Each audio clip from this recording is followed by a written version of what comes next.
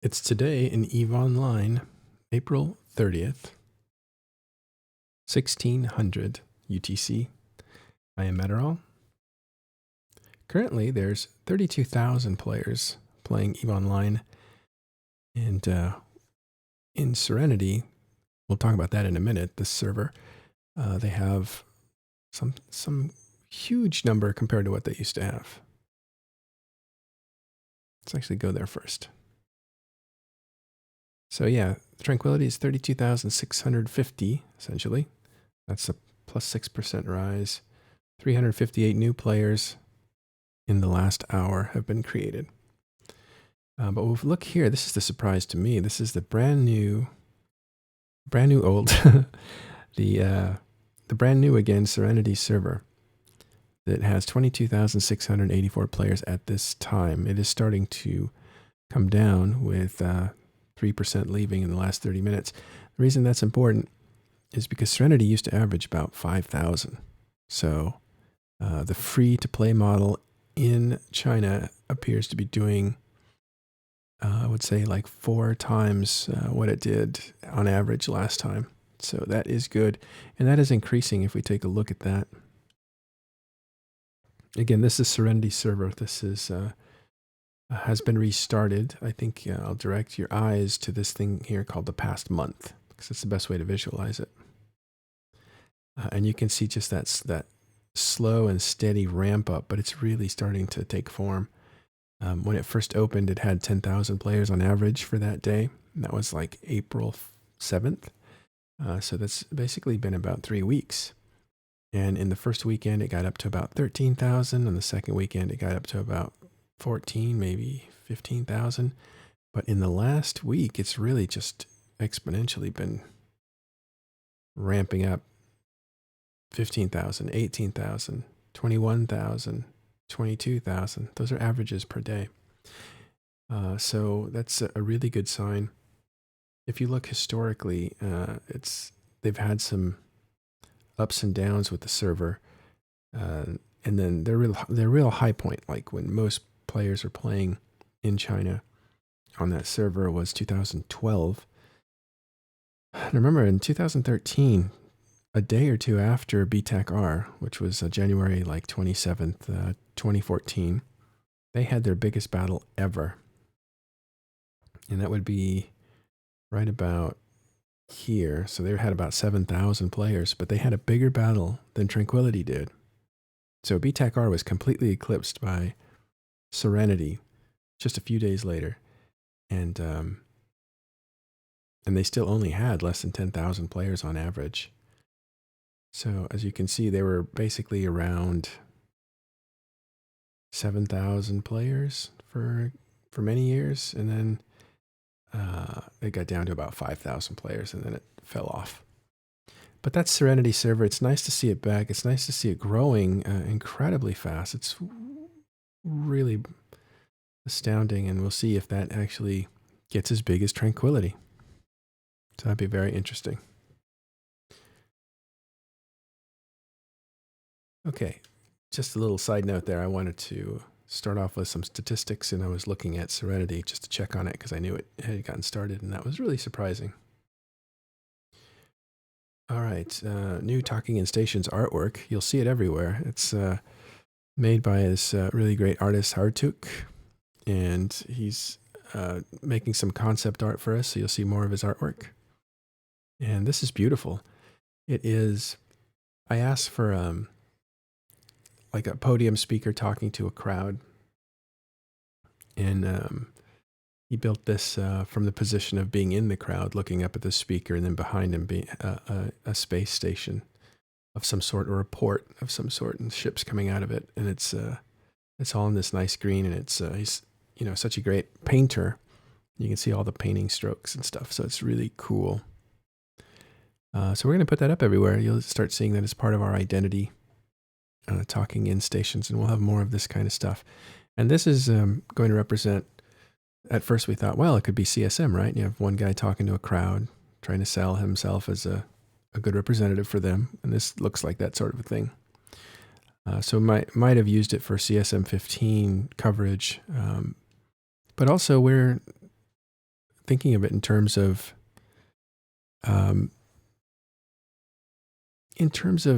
what TIS is, which is a place where knowledge is exchanged and there's tutoring and mentoring and that sort of stuff in the channels. And that's really kind of what we may use it for. There's also a Fleet Academy. This will work for a Fleet Academy. If we want to do a Fleet Academy, this would be good art for that. What's up, Arya? Hey, good morning. Good morning. Okay. I'm going back to my notes. So I've been trying to get some notes going so I have a little more consistency. I'll direct your attention to CCP looking for a new GM in case you think that's you. I think initially they said moving the position would require you to move to Reykjavik, but who knows? That may have changed. I don't think this job description took COVID into account. So it's a game master position in Reykjavik, Iceland. So what you would have to do is provide support to our player base in accordance with our high quality standards, working with development teams to report, test, and address issues. Be a voice of the customer. So you actually represent customers to the company. That's kind of interesting. Yeah, so we were talking about that earlier, right, Arya? About how Game Master, really, you could do that from home. Yeah, I think that's one of the positions that's you can transition to home easier than maybe some other positions. Mm-hmm. It's also not clear if this is an expansion of support or just replacing a vacant headcount. Maybe someone left the company or maybe someone moved up in position and now making the slot available. Yeah, Eve GMs have always been pretty good. They've been very, very customer oriented. Some companies hire people to say no to players, but CCP seems to have the reverse attitude, which is the GMs usually side with you and fix your problem. Okay, another thing that's come up, we didn't talk about this very much, but the Skillers in the Abyss had started on the 28th, and this is where you go into abyssal space and you kill some of the drones in there, and if you do that, you get skill points. Same thing as experience points. That is, again, running from the 28th, which has already started, to May 4th. So it's about 5 days away.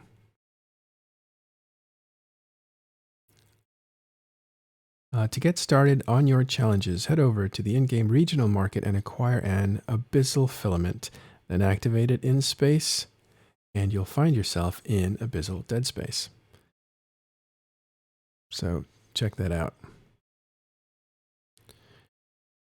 I think there was some minor issues with that when it first came out. Some of the numbers weren't quite right. Yeah, I think they adjusted those numbers. You mean the amount of things SP that you were going to get for destroying drones?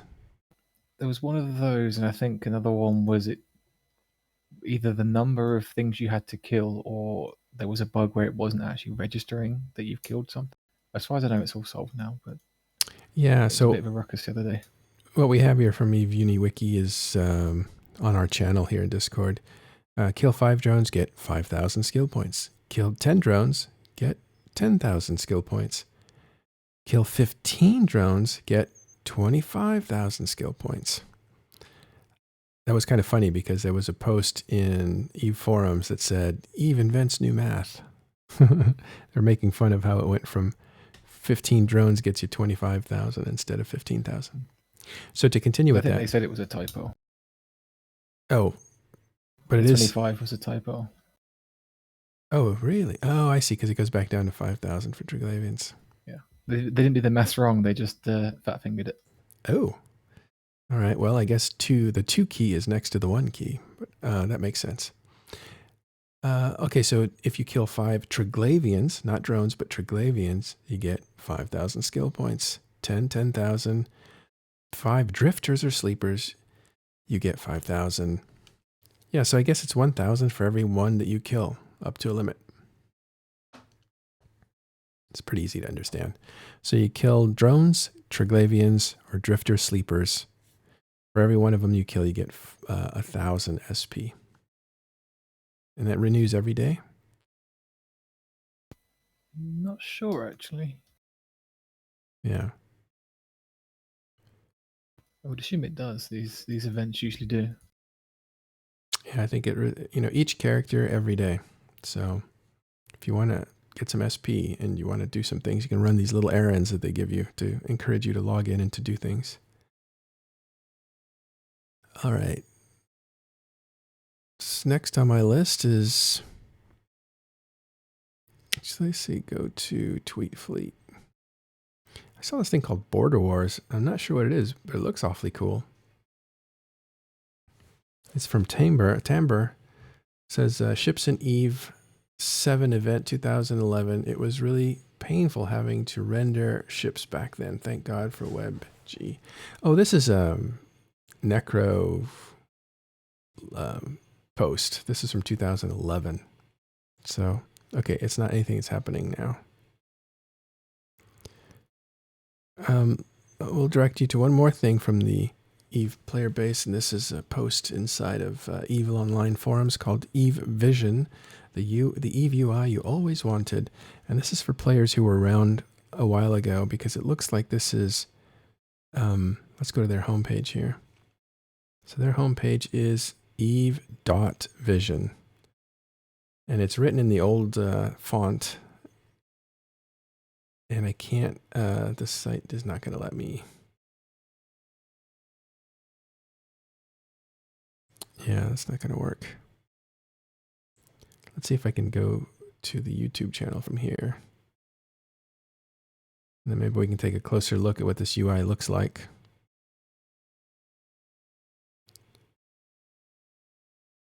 So you download it. It's an add-on to EVE Online, and it allows you to have in-game browsing in the game again.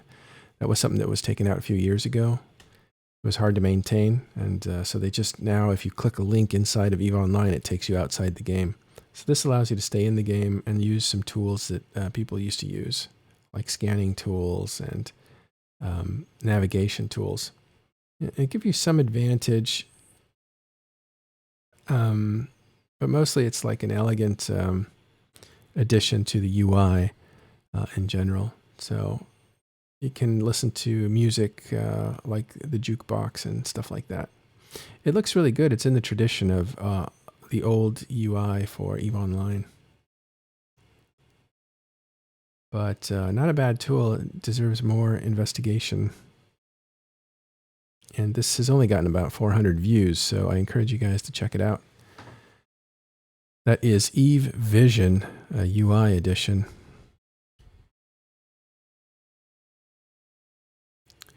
How are you doing, Spod?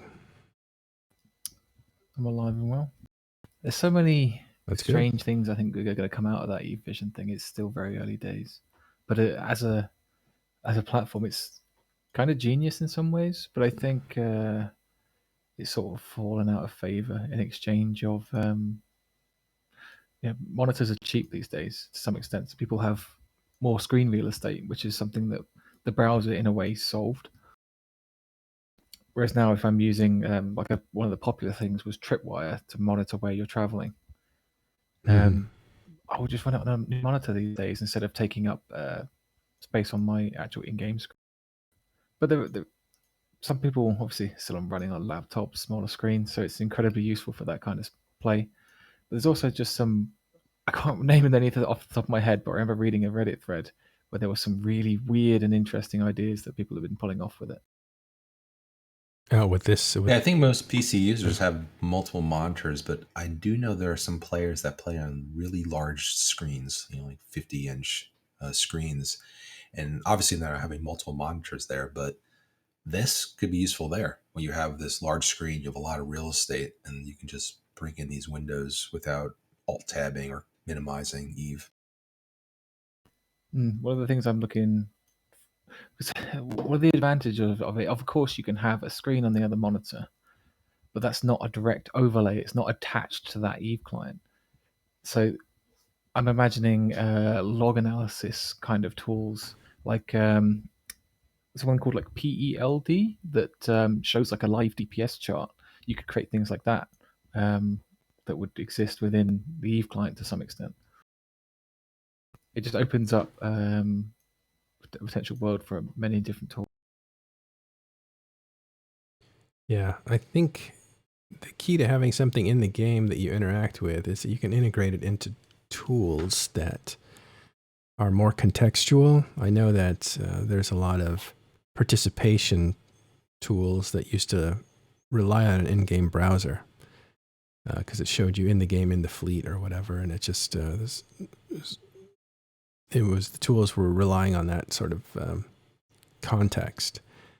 But as far as like, yeah, I think you're right. I think having a second screen with the a web browser open just seems a lot more fluid. Like you would have more flexibility because these things, I mean,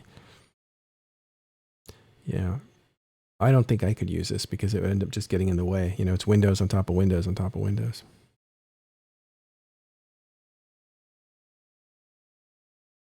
Anyway, we'll see if that has some use cases. So that's EveVision. You can check that out in the Eve forums. It was created by J.A. Dubs. I guess he has a Triglavian logo to it. Pretty cool. All right. Let's go to the stats real quick. Something going on in Curse. Well, it's just 28 ships. Small incursion there. Utopia is one of the name systems in Null Sec, one of the few.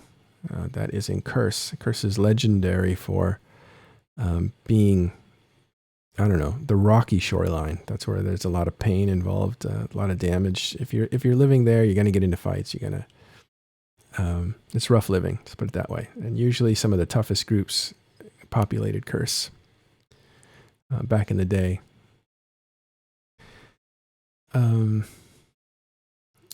Let's see, wow, today on the Empire, in the last 24 hours, in Empire space, top of the list is actually Domain. Yesterday was Lone Trek.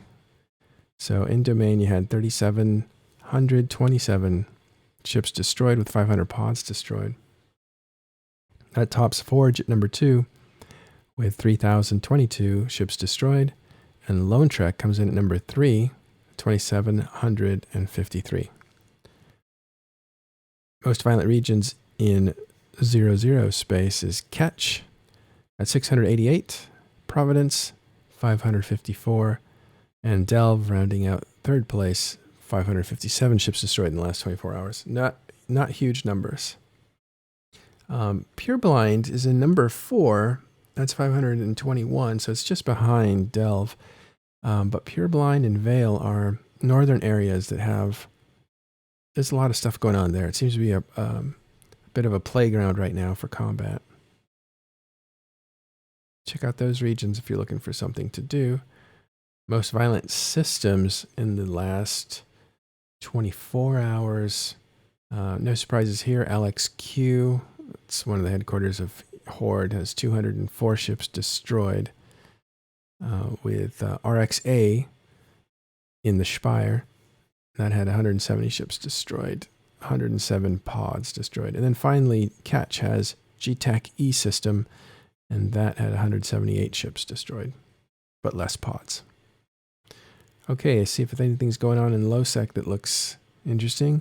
The top spots for the last 24 hours is Tama, Aunan, and Asged from Devoid. That's a new one.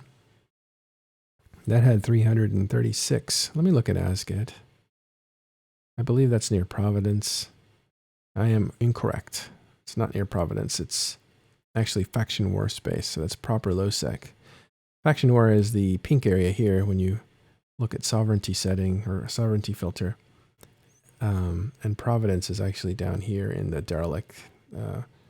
Right in the middle here is an entrance to Providence from Ditol. Ditol, whatever. And then you can get to it through Naka as well. If I click through Naka, it'll put me right through Derelict, and then I'm 1 step out or 3 steps out of GTAC 5 in Providence. So that's a quick little shortcut. You're going to go to a different region, but just for a second. So it's really like from Devoid, which is lower Amar space, you have like 2 entrances into Providence. I did hear from the guys the Rogue Consortium, I did hear from them and got some clarification on their situation. I will report that tomorrow, as I need to go back and read it because it was a couple paragraphs. Yeah, one thing about this Devoid, I actually want to talk about regions, talk about the characteristics and where interesting places are. And I think that would be a good idea to do occasionally. But Devoid region is one of my favorite regions. There's a nice little ice belt down here in Reevade.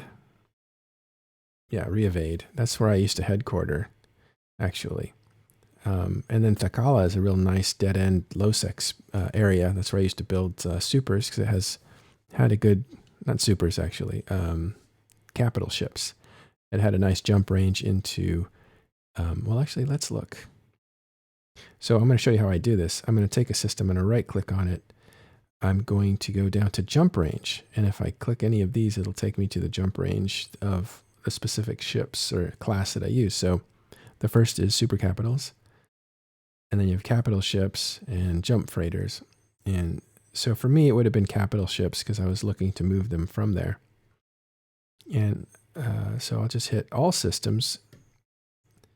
And it'll show me on .lan like the range that this thing has. So you can see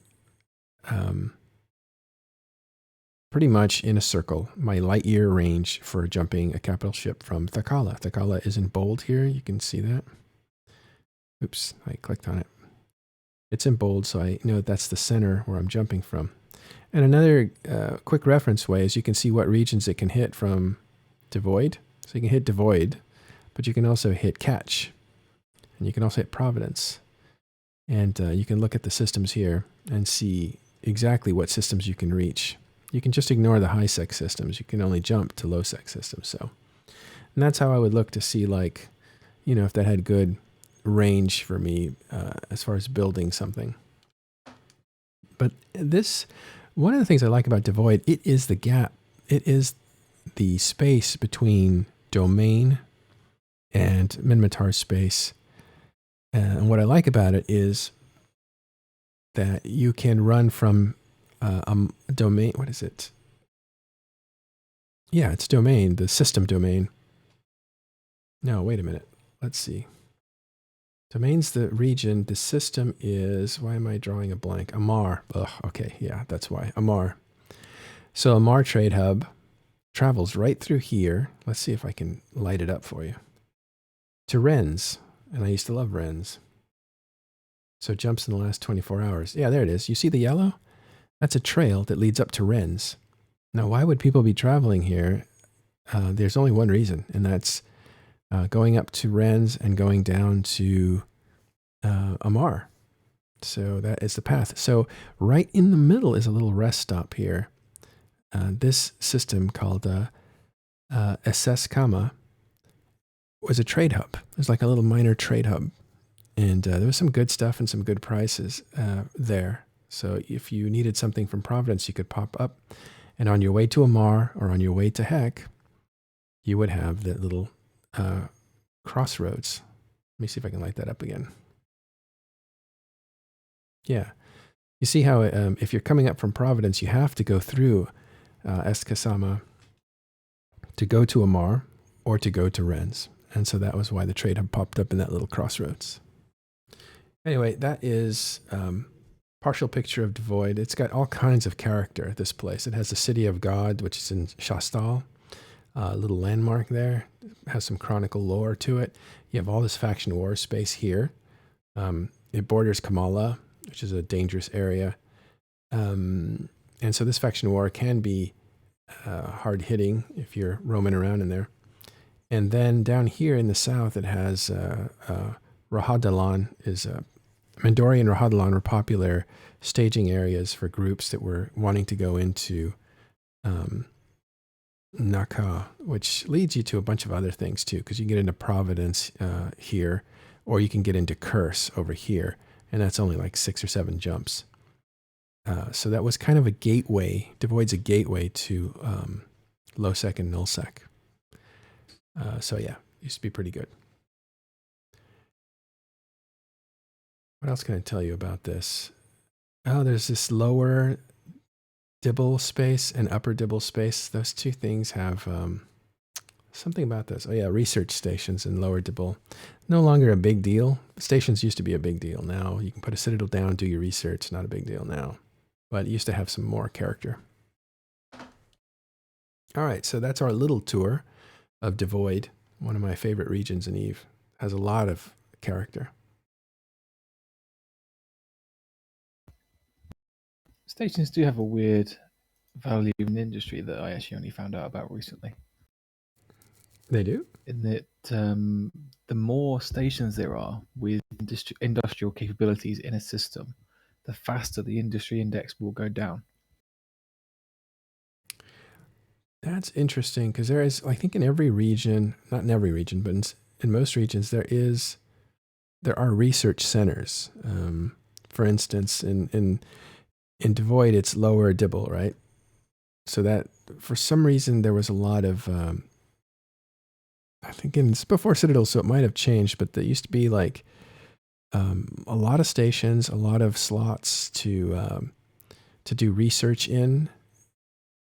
And usually there's industrial in the same area, the same constellation. If I go to Sync Liaison, let's go to Sync. That industrial region is, there's two, I think. There's one over here in, well, the first one is this Stymie and Ignes. This has a bunch of stations and a lot of research facilities here. So you could usually you could get a slot there, and that was important. But what that did, because people were researching there, is that they would build there, so they didn't have to move stuff around, and then they would sell there. So these became tiny little trade hubs. They didn't have a lot, but they usually had stuff that you needed to build with. So that's in Sync Liaison, and there's lots of these little constellations. I think they're constellations. Let's see if I can do constellations. Yeah, so this little Joninor constellation in Sync Liaison. And the other one is over here, which had a lot of research agents. I think it's here. For core. That, or Embry constellation, as it's called. It's right in the middle of Sync Liaison. That used to be, and still is, you can tell by all the stations there. Every one of those systems, that constellation, has a station. And most of them have research and manufacturing. So it's kind of nice to look at the old industrial map and the industrial strategies. All right, let's go real quick through some other stuff, and we can wrap up early today since we had such a marathon yesterday. Right, it's like 2 hours. You think I'm gonna let you wrap up early? Oh, Funsui's here. All right, we'll go long. There's Hobo League stuff to go over. Ooh, okay, we'll hit that for the people who don't mind the spoilers. Let me just look through a couple things here. Some videos on. Looks like this guy's trying ice mining for the first time. I used to ice mine like crazy. That was like what I did for income. All right, lots of videos. I didn't see anything that's super. What is? I don't know what that is. Okay, so we'll move on to kills real quick. See if there's anything big.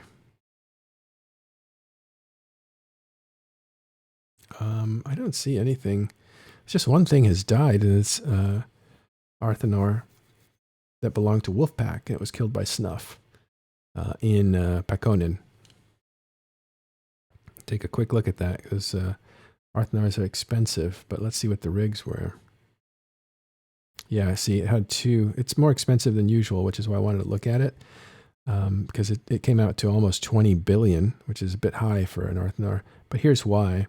It had a reactor material efficiency level 2 rig and a composite reactor time efficiency level 2 rig. So this is a moon mining rig. That's what it was dedicated to. Yeah, Snuff took a break, but they are back. They're not at full strength with everybody they had before, because some of the groups that left have stayed gone, but Snuff is definitely back. They reformed to do the Kings of Low Sec, or the Champions of Low Sec, and they won that competition by miraculously finding a Titan to kill at the very last second, and they killed it, and that put them over the top. Otherwise, it would have been Pen is out. Would have been the actual Low Sec winners. They killed more things, and up until that Titan kill, killed more value. So, yeah. Okay, let's just a couple more things here. We're going to check in on Reddit to see if anything is going on there. I think what I'll do, because it's hard for me to skim, is I'm going to actually cross-post all this stuff over to Talking in Stations Reddit, which we have now. See, I'll bring that up so you can see it. And, you know, we can cross-post, so I can look through Reddit beforehand and just move over the stuff that's interesting.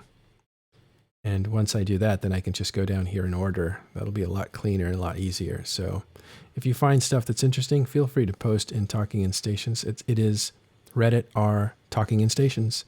And you guys can start populating that. It'll be closely cleaned. It's going to be a lot different than Reddit. Reddit's about personality and posting and having fun and all that kind of thing. And this is going to be more of an index. So not in competition, but it will be a cleaner way to get EVE Online news. So I'll start using that. Okay, but for now, since we're not doing that yet, I'll go through our EVE and see if there's anything here. And it's just hard for me to tell. So, yeah. All right, let's hear about it. What do you got on Hobo leaks? So there's a bunch of stuff that hits a lot of different categories here. Spod was actually just pointing out a couple things to me, that I had noticed, but have no explanation for. So the thing that he pointed out was 3 crowding messages related to character creation. They say, this academy is not accepting new pilots at the moment. Please choose another academy. This faction has been disabled due to high traffic. Please try again later. And this empire is highly crowded at the moment. Please choose another empire or come back later. So I can only theorize. So now that's the text. That's me reporting. Now here's me theorizing. Mm-hmm. And I can only theorize that it means one of 2 things. It's either to control crowding for the in-game experience, like too many players in one place. They have been changing the new player experience. It's possible that this will become relevant as they change it more, that actual crowding will be an issue, or it could be for server resources. They just don't want too many people in a single solar system because that would require a more powerful node, which would require upgrades of the hardware. So that's the only thing that the only 2 assumptions I can make regarding that particular change. Other changes, we're getting some new Triglavian trinary data streams. The trinary data streams are intercepted communications between some set of Triglavian forces and another. We've gotten a bunch of sets of them until now, and each set refers to a specific group that the Triglavians are sharing intelligence about. Right now, there are 4 of them. They refer to the drifters and sleepers as one, the rogue drones as another, the capsuleers as another, and the Sancha specifically. This new set refers to something entirely different. It refers to the world arc. They are, and I'll actually pull them up. Yeah. So they're labeled XCZ, while all the others are labeled letters, referring to those factions. So AEA is in one, and that is the ancient enemy Azdaja that refers to the drifters, etc., so on and so forth. So this is a new sequence of 3 data streams that seem rather prosy in their delivery as opposed to official communications of some sort. It seems more of a declaration to us. Like, I'll just read the first one really quickly. The important piece, it says, the course of the flow of Viraj from the domain of Bujan to the ancient domains shall pass from first liminality through second liminality, at last to breach third liminality. So they all follow in this vein. They're very prosy. There's not a lot of hard info to draw from them, but this refers specifically to the world arc. Some of the other text in there points at it. So we fully expect, based on the Eclipse trailer and this information here, as well as other communications with the devs, that the world arc the Zordosh World Arc, that gigantic ship that that we saw in the video and had seen in Chapter 1, will be returning for Chapter 3 in some form or another. So that was particularly interesting. There's a second set of 4 special edition commodity items that have been added. They are DED Concord Edencom hardware, and their descriptions are a little bit difficult to parse out, but seem to point to the story leading to the introduction of the new Upwell ship and weapon that we saw in the Eclipse trailer. So that should be interesting. I'm going to link an Imager album that has all of these individual things in there in Twitch chat so people can see what I'm talking about. All right, yeah. I'm not going to read them because they're super long, but you can find them in there. Okay. Capsuleer Day is coming. I believe it's on the 6th or the 7th or something. I'm not 100% sure. And there will be with that, some rewards. We're going to get cerebral accelerators, which are nice. We're going to get GlamourX boosters, which are the standings boosters, which is very, very handy. There will be 3 versions, a 20, 25%, and a 50% version. It functions as the social skill. We'll be getting the standard, fireworks and apparel rewards, and a new set of Capsuleer Day skins, as they do every year, for a whole slew of Tech 1 ships, including the Society Conscious Thought ships, the Praxis and the Gnosis and the Synesis and the Apotheosis. There will be special Capsuleer Day Needlejack filaments for 10 players. Right now, the ones that we have in game are 5, 15, and 25. So there will be special Capsuleer Day Signal 10 and Capsuleer Day Noise 10 Needlejack filaments that will take 10 players into Null Sec. These will expire. They are not permanent. They'll expire on June 15th. And it was announced that there would be a new site, a new event site for Capsuleer Day, in which only combat battlecruisers and attack battlecruisers will be able to enter. No other types of ships whatsoever. Combat battlecruisers and attack battlecruisers are the Tech 1 battlecruisers from the Empires. I imagine this will include the Navy battlecruisers as well, because those register as combat battlecruisers. The attack battlecruisers are the ones that have no tank and use the large weapons.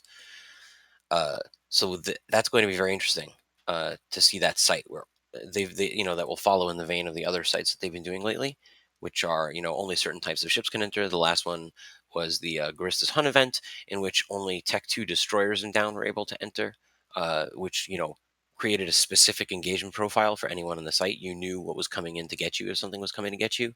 So it seems that this site, you run in the combat battlecruisers and the gankers come in the attack battlecruisers. They bring the NATOs behind you. The rats that we will see, the NPCs that we will see in this site, are special Triglavian NPCs that were added specifically for this. They are known as Jarognik, so they're going to have all the same names that we're used to, the Kikimoras and the Damaviks and everything. There will be no Leshaks, because we can't bring any battleships, so neither can they. But they'll have everything smaller. They'll have the frigates, destroyers, cruisers, and battlecruisers, and they're all given the name Jarognik, which is more reference, more lore, which you can get into if you want to. Talk to Ark, the convocations of Discord, and we can talk about it there. But these are particularly tough Triglavians. They're a little bit different than all the others that we've seen so far. For instance, these ones all have micro warp drives, which means they all have sig bloom. So the mechanics surrounding these will be different. They also all have local repairs in addition to remote repairs, whereas normally they only have remote repairs. So these rats will have to be treated very differently than the Triglavians we've seen until now. That is the majority of the changes. Let me see if I've missed anything in my list. That is about it. Yeah, that was what we found in the dump just yesterday. Great. Thank you very much. Okay, so that's the latest from what is coming later on as we look through the code of EVE Online and find out what's within going on. Probably about a week or so. Yeah. Capsuleer Day is on its way. Do you guys want to have a discussion? We can have it for 15 minutes. I'll go off screen. Is that a yes or a no? No, I just came from the other room, and we were having a very passionate discussion about PLEX and RMT and the good old days versus fundamentally how PLEX is being used as a kind of credit card warrior PLEX pay to win. Well, take it. I'll be back in 10 minutes. I'm going to do some things, and I will then close up the stream. Is that good? Sure. All right. Thanks. I'm going to take my face off this. Just a question to Funsui on that, because I haven't really checked how much SP is being injected into the game, but it looks like it's pretty massive considering. So, are you talking about the Abyss event? Well, and the login rewards and all of these things. It seems to me as if CCP is injecting a lot of skill points into active gameplay and login padding to fundamentally nerf skill point injectors. If you look at the numbers that you get from the Abyssal event, it works out to, if you complete all of them, about not quite a day's worth of SP if you were just a regular Omega character. So I don't see it as a massive SP injection, because it's basically an event of double training speed if you participate. So the precise numbers are 15,000 skill points minimum per day, because the 3 individual tasks are minimum 5,000. They max out at 25,000, which means the maximum you could get per day per character is 75,000. The max amount of skill points that you will train per day, if you have +5 implants and you train on map and you're not using cerebral accelerators, just a perfect map and implants, is 64,800 skill points per day.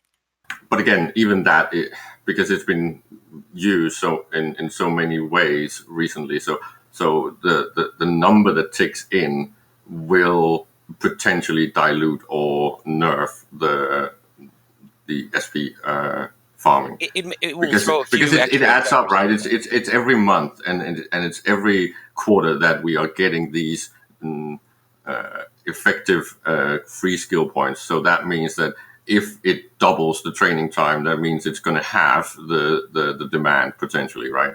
Well, this is a spigot that CCP has full control over. They can choose how much SP is given out through these events and how often an event will include skill point rewards. What is interesting, though, is that the Evergreen login campaign, which grants skill points for alphas, grants 5,000, and for omegas grants 150,000 upon completion, at which point we are assuming, and haven't been shown necessarily, that it resets and you fill it up again.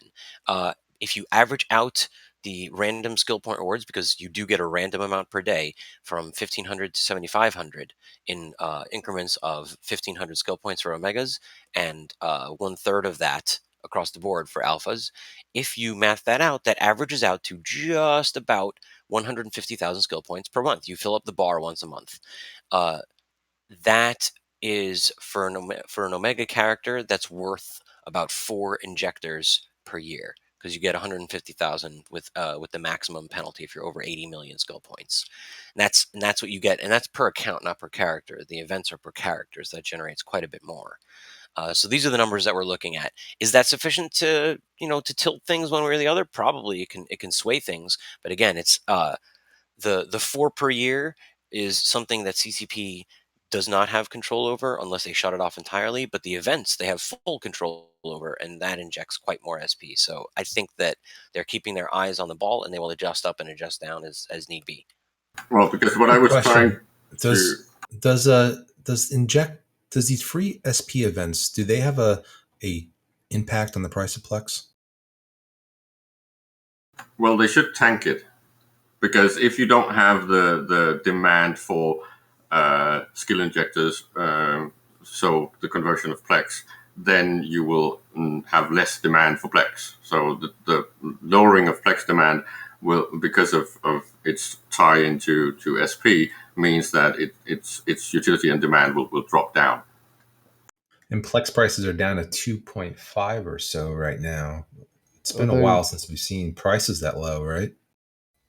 The pressure on PLEX at the moment seems to be oversupply, not a change in demand. It's not a drop in demand, it's a drop in supply. Sorry, an increase in supply. Yeah. Which is very strange. Well, that's because people are still doing the catch up, especially because of the massive amount of new accounts. But I'm just wondering if this is Ratati and the ecosystem crew that is seriously looking at figuring out how to fix the PLEX and SP ecosystem and its impact on the economy in game. Because I would expect something like nerfing prices on small injectors next, because small injectors are not really effective or easy to manage from a zombie farming perspective, right?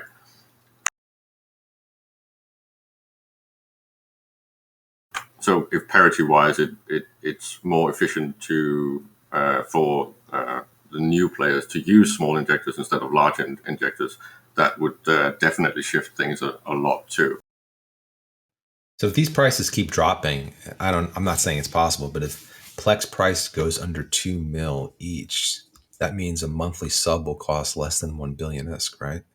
Well, and this is potentially a good thing. The less effective cost in game, the better, because that will mean that it's active players in game instead of a lot of alts and zombie farms.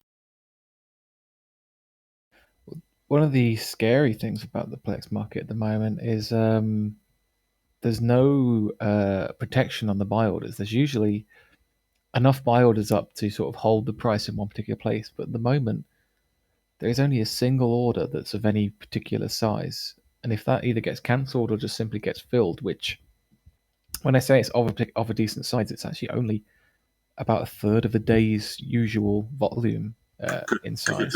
You're taking the market traders out of the game. They are going to move out of the PLEX game because it's worthless. It doesn't appreciate in value. There's not enough margin.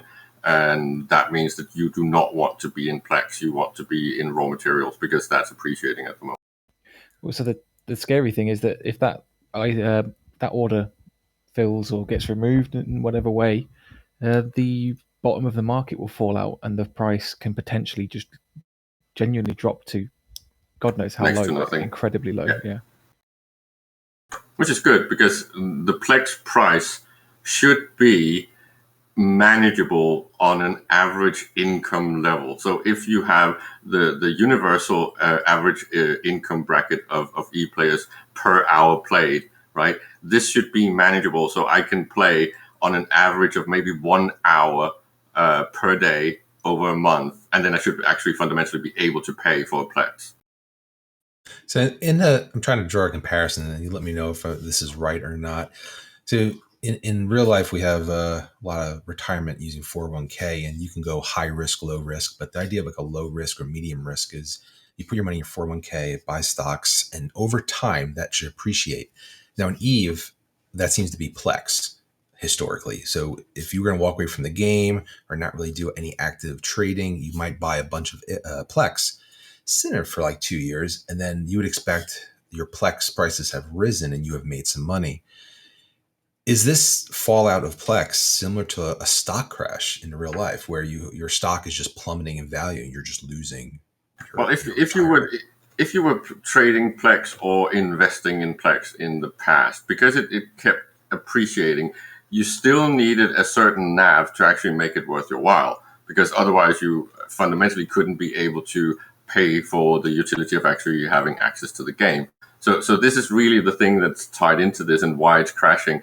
It's because they are moving out of the PLEX economy and into the real economy in Eve. So right now, if you want to invest in your portfolio that will make you capable of then paying for your sub, because that's really your upkeep to play the game, you don't want to be in PLEX. You want to be in everything else, because everything else is going to have a higher appreciation than 2 to 4% per month. So that's where you want to be, not in PLEX, because it's fucking tanking. But in terms of a long-term strategy, buying, say, resources now, minerals, and then coming back 3-4 years, say you take a break for 2 years, it's not a guarantee that the prices will be higher. they could come back Well, down. But if as for dynamic some time it now, distribution is, goes, if it's diversified, it should be, right? The point is that we had the problem of mercantilism. Everyone was just trading gold and storing wealth in gold, and that's fundamentally not good for the economy. And then when you didn't have any bottlenecks or any scarcities at all, then there was only that. There was only Plex to run to. Now you're getting the scenario where you can have assets diversified enough. If you're buying representative volumes of pretty much all raw materials, depending on size, then it should, on average, go back to appreciating in value. yeah, so for some time now, Plex has been the real estate of Eve. Like you do, as Aria was saying, you buy it and expect it to go up when you don't look at it. And it's not going to go up a whole lot really quickly, but if you leave it and then you come back, it should be more than what you had. And right now, at this exact moment, that isn't true. But I think that for anyone who didn't buy it at its peak, if you kind of hang on, it'll recover its value. But again, it may take some time, and there may be other things and better things to do with your money at this particular moment. Specifically, since we're in this scarcity phase of the resource to rework and rebalance, raw materials are quite valuable at this point in time, and probably likely to go up further. And Frosty McNuggins in chat was saying that the Plex price essentially can't tank too low, because if it becomes cheaper to subscribe, it'll become entirely too easy to subscribe, and they will actually lose subscription dollars. So at some point it'll recover, but I feel like that'll just self-correct. Do you disagree with that? No, it's going to self-correct. It's going to bottom out at the point, or the efficiency point, where enough players and their willingness to use their credit card is balanced out to their ability to generate wealth in game, and that's really the whole point. This is what I said in the other chat a while ago. What we have right now in Eve, which is a tragedy, is that it is fundamentally only the 1% that is massively able to generate wealth month over month, right? And there's no effective trickle down, because everything has just stagnated and flattened. So your average player and your new player has not been able to offset cost of playing the game at plexing to the same degree that we had before SP farming, right? So back then you could work like 1 to 2 hours maybe a day, even with a low skilled character, and you would make enough to actually pay for your Plex. So it becomes a choice, right? This is what we haven't had. We haven't had the choice. You've pretty much been forced to do these things. And then you've had things like, well, at least anecdotally, null entities requiring people to SP inject into raw calls or titans, because otherwise they were useless for the organization. And this is just proving that CCP has made so many mistakes when they flattened and made this game easy mode. The fact that they removed the skill requirements to these platforms, the fact that they added skill injectors in the way that they did, and the fact that they didn't consider things like massive zombie farms and all of these problems with Plex prices, it just shows that we need to fix this. And I think Ratati is looking at this very carefully. What is the best way forward? How can we bring back some of the old stuff? Well, the prediction comment was made that was if the Plex price drops too low, people will be incentivized to subscribe with Plex as opposed to real life money, and CCP will lose money. And I'm not sure if that's true, because if I were to pay for all my accounts with Plex, CCP gets about $20, unless it's a Plex deal. They give me about $20 for a month of subscription. If you subscribe directly like I do, it's $10 a month. It's about half. So the amount of money CCP would make from each one of my accounts almost doubles if I go from a direct sub to a Plex acquired sub. And this is like saying that coin offers would make people not buy anything else in McDonald's. It's like it's a bogus argument, because it's not true. People's willingness to pay money to CCP for different services, utilities, and what do I know, merchandise at some point, or trips to Iceland, or trips to Amsterdam, or trips to Las Vegas. These amounts are pretty much the same based on your income, right? It's got nothing to do with the in-game stuff. That's secondary. So it's really about adding things to buy. So I think I was pointing at a potential short-term loss in subscriptions while the existing Plex that isn't getting bought from CCP but is already in the game gets snapped up, which would lead to the self-correction afterwards, but a short-term loss in subscriptions. Well, I have two thoughts on that. One, I don't know how true this is now that they no longer have the stakeholders that they do, instead of they have Pearl Abyss. But I don't think having Plex, even if it went something absolutely ridiculous like 500,000 apiece, is an immediate problem for CCP, at least when it comes to their finances. Because I think it was discussed at one point that if you buy Plex, that $20 is not technically in their profit calculations until it's been removed from the Utilized, game, as in redeemed. But I think they've checked that with the things that they've added. I think they are now allowed to put it directly on the book instantly, and I think that's maybe one of the reasons that we've seen these things. But just to go back to the fact that CCP has not suffered on income streams really. They've historically been able to do this in all periods of the game. They've had a few volatile ups and downs, maybe, but fundamentally, this is not really the breaking point, because back when it was possible to Plex massively with very little time invested in the game, this was not a problem. So why should it become a problem in the future? I don't understand this way of black spiral, almost circular argument. I think Spot, you mentioned that it's not, the price drop is not due to lack of Plex. It's either the same volume or higher volume, which would translate to more people trading it, not necessarily buying it. The volume being sold to buy orders has doubled. So that's more than doubled on average. So that's people coming along, right-clicking on their Plex and clicking sell instantly. That behavior, whatever the cause is, has doubled over the last...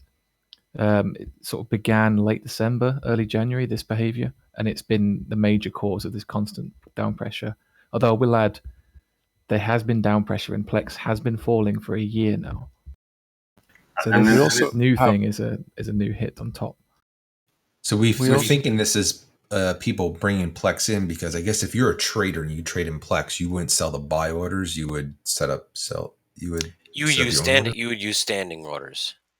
It's really a symptom of the linear progression and the lack of diminishing return, because it's basically been, these Plex have fundamentally been bought by the upper echelons. This is what I meant with the 1%, because when everything grows linearly, the more you invest in your NAV, both in your skill points and your assets and all of these things, the more you become capable of actually having access to the income streams that makes it possible to Plex. So it's a vicious circle of this trickle up economics, right? This is why it is fundamentally in the upper echelons that everything is done. The average Joe, the newcomer, the middle class, all of these guys are suffering because their work and their time is worthless. Well, so one of the reasons why, so you mentioned, Caleb, that you see Rotati's hand, you see the ecosystem team's hand in this. And I think that part of the reason why we're seeing that, and that may very well be true, is my earlier prediction that the Plex and ISK market really has to be stabilized if CCP is going to take additional games that they create in the future and make the ecosystem extend to those additional games. And this is by bringing back some of the, call it, bottlenecks that we had in the past, right? Because you didn't have these... Well, SP farming is a massive issue in that it made everyone that comes into the game conditioned to this weird form of entitlement, which breaks the mold of what EVE was supposed to be. The fact that you can even just inject yourself into this massive tool stuff like Titans and Raw Cores and even managing massive corps means that you no longer have the requirement to take your time to learn the game. And this is also why instead of investing in actual people, this is back to the aluminum billionaire, right? The fact that a guy like that could just Plex a fuck ton of money, like a lot of money, to support and pay for his group instead of what would be done now is just have a few guys just use all that Plex to create alt accounts, because it's just as efficient. I don't necessarily think that the ability to create a powerful character immediately is problematic. I agree with the fact that it causes players to skip over a lot of the things that they have to learn, but I don't think that the solution to players skipping over what they have to learn is to purposely slow them down. I think that the solution to players skipping over what they have to learn is to make the learning process more integrated, better, more natural, etc. That is something that Eve has traditionally been bad at and has been getting better at slowly but surely. We've seen some great strides. The newest iteration of the new player experience of the tutorial itself is actually quite functional.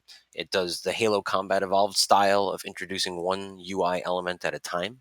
This is leading to much more capable players and capable pilots like right out of the gate, and hopefully this track will continue, and we won't have to arbitrarily slow players down in order to make sure that they You learn kind of about do, the because world. you need to put value of learning the game and social capital back in the game, right? This whole dependency that we had in the past is best illustrated by the fact that fleet mining was king in the past, right? You would need about, on scale, 25 people, live, warm-blooded people, to be part of an efficient strip mining fleet, right? That was basically completely undermined and destroyed by two things: the raw pool and being able to scoop with freighters in space. Now you've just made all of these people unemployed. Commenting on And the fact that you can commenting on do it. resources at this point in time is like, I mean, shoveling while it's still snowing. Like, let's let them finish how resources No. work I'm before not we talk talking about about that. I'm resources. talking about the labor required. I'm not talking about the resources. I'm talking about the labor required. The Well, I number mean, of people let's that use a different need to be context then. engaged, right? And that means that you got accustomed to how Eve works is a social thing, and everything needs to have specialization and social interaction and dealings and all of these things. And also, you could choose what you like the most. When they removed that by making it possible for using just 3 or 4 alts to fallow all of that manpower, you pretty much killed fleet mining in a Well, massive way. New players don't know how to do that. They No, and they still take don't time to learn learn. because they're being told that they just need to skill point inject into the high level tool so they can sit there and solo. Well, so again, that's a problem that the players are creating, that the environment is No, it's the creating. design. It's the fact that CCP has added changes to the game that they call quality of life, because the players have been calling it quality of life. But these bottlenecks are not quality of life. They're fundamental features. I don't think they take away the harshness. I don't think they take away the requirement of social capital. You still need to know things and know people in order to be successful, no matter how many accounts you have or how many No, skill because points those tunes have. trust is hard, right? It's much safer to just use an alt account than have a network and a group doing the same thing. Right, and learning to get there requires a lot of time and effort. Yeah, but it's just cheaper right now in the current ecosystem to just use more alt. Just throw more alts or bots at a problem instead of actually playing. Well, but you kind of snuck in bots in there, so we're gonna act like you didn't say that. But in terms of more alts, uh, again, it takes learning. It takes an evolution of a player to be able to get to the point where that is a thing that works for them. And the vast majority of players don't get there alone. Well, that's true, but I would still say that if I could make one change right now, it would be that they completely nerfed massive multi-boxing. So the number of accounts that can be available from one player should be maybe in the realm of 3 or 5 at an absolute maximum. More than that should not be possible. This whole thing of solo mining with a fleet of 20, or doing these weird things that Olmeka is doing with all his alts, should just not be allowed, because it's just undermining the whole ecosystem of the game. So in terms of these prices going down, we agree that this isn't a bad sign for CCP. Is this a good sign that things are It's healthy? a good sign. It's a good sign because it means that more and more people are fundamentally maybe getting out of these massive alt accounts, massive zombie farms, and all of these things that artificially propped up the price on the market. Spot, what do you think? Yes. I'm not sure. I was just looking at some of the graphs, and it's the actual. When I said the buy volume had doubled, I was looking at a smoothed graph, so I was actually not correct. There was several major spikes which triggered sort of a sell-off, but it seems like there's more of a consistent, gentle sell-off. There's nothing crazy going off in terms of what is being sold in what way. It just seems to be there's just some mysterious, spooky downward pressure, and I'm not sure what it is. Because So of the growth in volume. I think You it's mentioned new that the players PLEX- buying PLEX. Yeah, you mentioned that PLEX has been falling for a year, and it's actually important to note that it's about precisely a year, because exactly 12 months ago, as far back as you can look on the graph right now, is where PLEX was at its, I believe, all-time peak, like right in the middle of between 4 and 5 mil. So what was the peaked exactly at changes 4.5 starting a year million. ago? What were the changes that started about a year ago, if anyone can recall?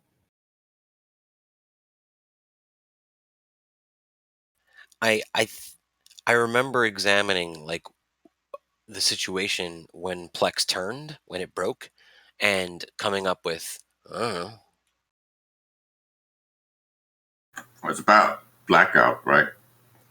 Yeah, it was around blackout now.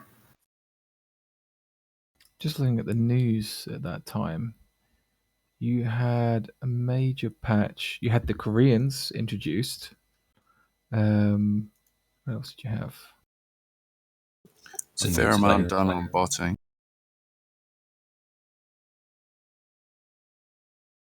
So botting enforcement or removal, introducing of new players, those are all positive things. You mentioned blackout. I don't know if I want to go and say blackout has a net positive improvement on the game. I think we'd start another argument. No, but Blackout if was you at that time. But if you cancel accounts because you've been multi-boxing or again botting multi-boxing and alt scaling of everything as that gets nerfed, right? And you add these bottlenecks and you enforce the anti-botting stuff, you are going to see a massive decline in demand for PLEX, and this is basically what you're seeing. Now, the change in the broker fees from modifying an order, the 0.01 ISK game, that's gone now. What kind of effect does that have on the PLEX price? Is that making it fall faster? Yeah, as I said, that means that everyone that's using PLEX to store wealth is getting the fuck out very fast. You do not want any PLEX or any of the RMT items at all fundamentally in your portfolio if you're doing investing or trade, because there's not enough margin on PLEX to really make it valid. Of course, that might change a bit if CCP does a little bit of tweaking, moderating the high frequency trading nerf and bringing back some benefit to trading PLEX. Then there's the margin that you're basically trading. There's a competition. But fundamentally, PLEX is dead. Mercantilism and gold buggery in EVE is dead. You know what I like? I like that trust is no longer dirt cheap. Yeah, we need more of it back. This is why we Yeah. need all these bottlenecks and all of these fundamental flattenings to be removed. Give us back the original game. Yeah, now if you have a good reputation, that's actually valuable again, because people have to rely on other people. Otherwise, it gets too expensive to do all the alts themselves. Yeah, and as the effective value in appreciation because of scarcity starts hitting, then if CCP decides to fix the ISK faucet as well, we will fundamentally get a point where money is actually worth something again. And you will have this whole trust-based thing, audits, banks, all of these things will become incentivized again. And especially because we have structures operating now there's massive potential for the free liquid ISK to invest in things. And some will win and some will lose. And that's about competition. The value of trust never left, in my opinion. Oh no, but the labor required was just not worth it. It's warm hands was worthless compared to alt. Yeah, just do it all yourself. And that's what people did. And back in the day when I did PLEX to use a mega or subscribe to my account, that was about a day and a half of ratting with one alt, and it was really low, really cheap to do it. You mentioned earlier, Caleb, your financial status, maybe what you're doing outside the game will determine whether or not you buy a sub or you PLEX your account. But as the labor involved to PLEX your account goes down, I can see people starting to make that shift and saying, well, I don't have to play the game for 20 days of PvE to afford a sub. I can do it in a day or two and then spend the rest of my time exploring or 2 PvP or something else. Which means player retention will grow, because we are living in an age where free to play is a little bit like becoming the standard. And I think the whole play to pay is really what we need to get back, because many players were very willing to just keep playing, and that adds activity. Without those players, even though they're not paying money to CCP, they're actually almost more important, because they are the incentive for the credit card warriors to use their credit card, right? This is back to the aluminum king, right? The only reason he did that was because having a lot of players playing for him and with him was a lot more valuable back then. You're not seeing that anymore.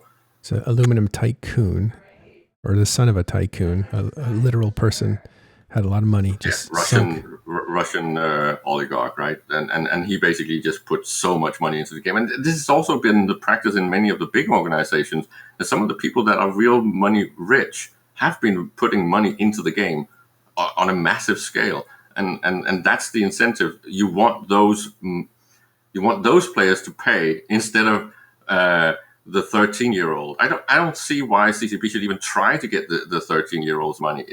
It's completely upside down world. You should get my money or Aerith's money.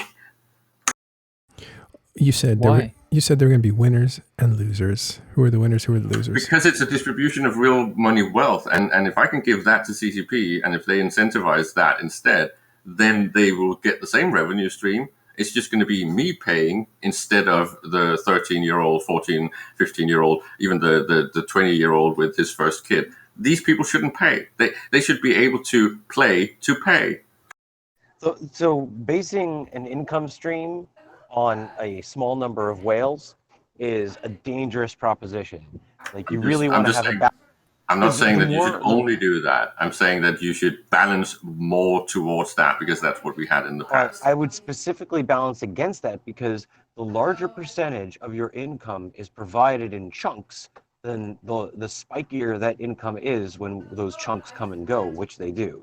So yeah, the small itty bitty chunk, the regular by adding the micropayment incentives, right? To make those amounts smaller, the things that are not necessarily supposed to be that expensive. This is why I keep saying that the next store in Eve is, in my opinion, a little bit too expensive in real value conversion. It should be cheaper, because that would benefit CCP. They would get more micro transactions, but in a scale and a size that's manageable, fair, and still incentivizes the credit card whales.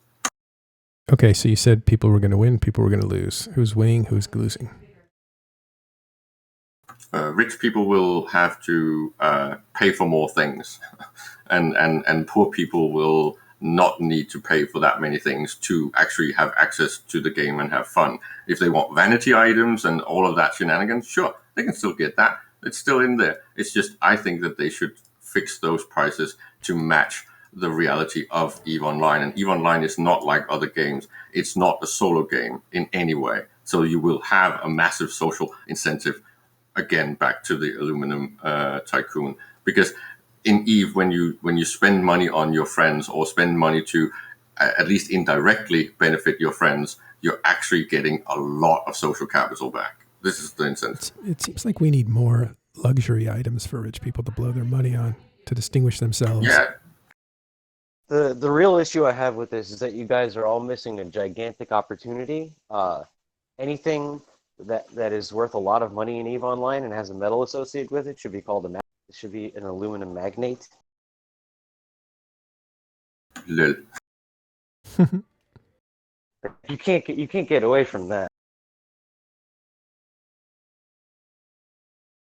All right, I think the losers of Matterall is the folks who stepped away. So if we look back at Blackout last year, and I don't want to talk about Blackout, but just as a time frame, Plex was just under 4. If you had converted your wealth to Plex and said, I'm going to step away from the game for a little bit, and then you saw these dev blogs where we're going to do shortages and readjust the economy, and it's going to take a year and a half to 2 years to do it. You say, okay, fine, I'm going to stay dormant. I have my money in my 401k in Plex. I bought it at 3.8, 3.9. It's okay. If they were to come back today, their equivalent of their 401k is devastated.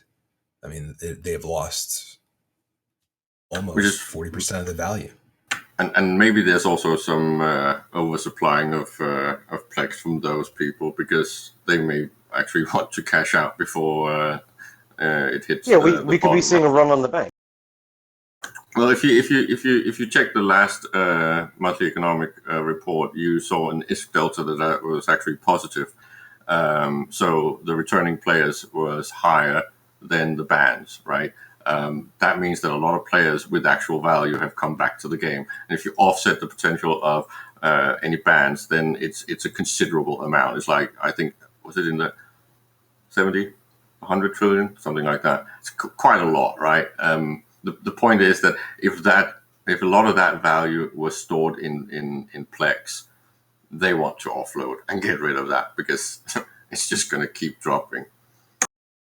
Well, a question that I'm actually curious what you guys think. Where stabilize or return to at this point? Is it just down forever and the days of 3.5 mil or even 3 mil a piece are gone? Or are we going to see that again? I don't think it's going to go back up. I honestly don't think so because it's in CCP's interest to fix the game to let it keep dropping because it's incentivizing for new players to stay in the game because it makes it easier to actually get to a point where they can Plex. And ideally, they should get to a point where it's not necessarily free to play Omega, but it's at least so time cheap that it's manageable for people that actually want to play the game. And this is, again, more warm blood, more people in the game means more activity, means more destruction and potentially creation. And if CCP managed to fix the really important thing, the balance point where the creation and destruction get so close to each other that it's actually not accreting value so fast, this is really healthy. If they can tip that to actually quite frequently have more destruction than creation, then we are really getting back into healthy area and territory. And then it really becomes what I call old style EVE Online. I like that idea because if you have to spend most of your time in a month doing in-game PV events just to get money to Plex your account, when you lose your ship or you get ganked or you get a PvP event, you get very disheartened because you're in work mode, right? I'm working for my sub and I don't want to have to spend another 10 days to do it. But if it's a lot easier to get that sub only for a couple of days of effort, if you were to lose your ship, it's not a big deal. I'll just run these sites for a couple more days. No big deal. And this is back to comparing the real value of a Titan 8 years ago with the real value of a Titan today, right? The number of Plex and man hours required to build a Titan back then was massively equivalent. If you take the 300 million mark, right? Back then, the cost of a Titan and the number of Plex that was equal to pretty much equaled in the realm of like 25 times the current amount of man hours needed to create a Titan, right? So you have this complete mess of the EVE economy. And this is why I think Ratati has his eyes on this. And I know there's people actually also doing content, and the EVE economics dude has been doing these comparison things with GDP of organizations in Eve and how much you spend of your GDP to build these tools and how much it compares to today. And we're talking several hundred times cheaper now. Most people don't think about this, right? They don't look at numbers like that because it's macroeconomics and not micro.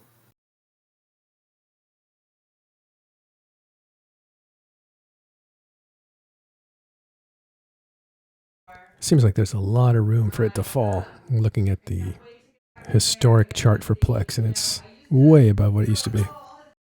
Especially because the average income in ISK has been dropping, as far as I know, and have been informed. So it is a bit harder to make ISK value right now, unless you are already up there in the 1 to 2% upper echelon of the game, right? So it actually needs to drop effectively lower than we've seen it in history. It might actually need to go all the way down to effectively 500 million per month. Yeah, I was actually going to head there. So the only benchmark we have at this point, now that Plex is dropping so low, the only benchmark that's left is old Plex. 1 Plex for a month subscription, and then that was 500 million was kind of the number there.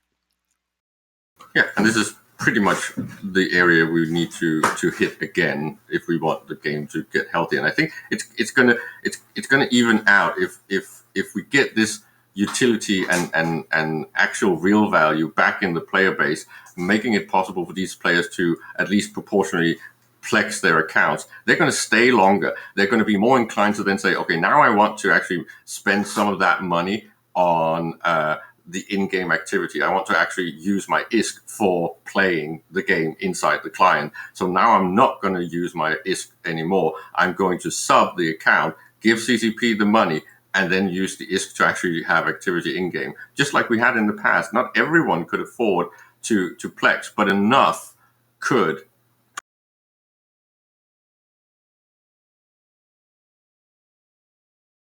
So a couple questions in chat. Nick Bison says, if they left their money unattended, that's their own dang fault. And definitely agree with that. I think Caleb mentioned that as something, if a player had left the game and invested their money and then they heard Plex is falling, they might be incentivized to log in and just dump as fast as possible, which would lower the price even quicker. And I know this is selfish, but I've been in the opposite situation, right, a lot, because the CCP designs kept depreciating everything else in the game, or just leaving it flat. That means that if you were doing anything real market related, real economy of the game, you were losing money every fucking month, right? It was really hard to stay afloat. Where if you had just stored all of that in Plex, you could basically just leave the game and come back and you would have been making money. That's upside down. That means that passive income was better than active income. Me actually sitting there following the trends and actually figuring out, well, is there a war? Is there not a war? Who's actually trying to do shenanigans in Null Sec and who needs what for what type of doctrine fleet? All of that work was fundamentally worthless because most of these things were flat and the fluctuations were very, very small because there was a complete oversupply of everything because of cheap resources, because of too high ISK faucets, because there was not enough incentive to actually fight. So destruction numbers never made any real dent in the supply. Another question, and this one's from Matterall. It's a little bit of a tangent, but from the discussion of Plex in the market, the TIS logo is no longer green in Twitch. It's black and white. What's the story? New branding. Will you be updating the Discord logo to be Yeah, black and white? everything's getting updated. Matterall is doing the nostalgia round as well. He's rolling back to original TIS. Yeah. Just like CCP is rolling Eve back to original Eve. It's going to be glorious. This game is going back into plus 50k per day, and potentially sky's the limit. If they keep doing this, I would not be surprised if we have 100,000 in 18 months. I know that sounds completely... That sounds bonkers, but when you start looking at the effects from Serenity and the way that they're working right now, popularity is coming back. Every time I talk to people, most of the people that I know understands the game. They are loving these changes. Would you humour me with some It's funny because Illuminati thoughts real quick, and tick What? we're on that table you're looking at that says order item quantity of Plex. Tick the box that says buy order volume, sell order volume, and then highlight the spiky bit at the end of the chart that appears. There's something quite interesting going on there, and I think it deserves some thought because I haven't really heard anyone mention it before. So Colo asks, do you feel that if Plex value is low, new players that buy Plex for money and sell it for ISK will get less value? And I think that's true, but one of the things the CCP is offering is starter packs.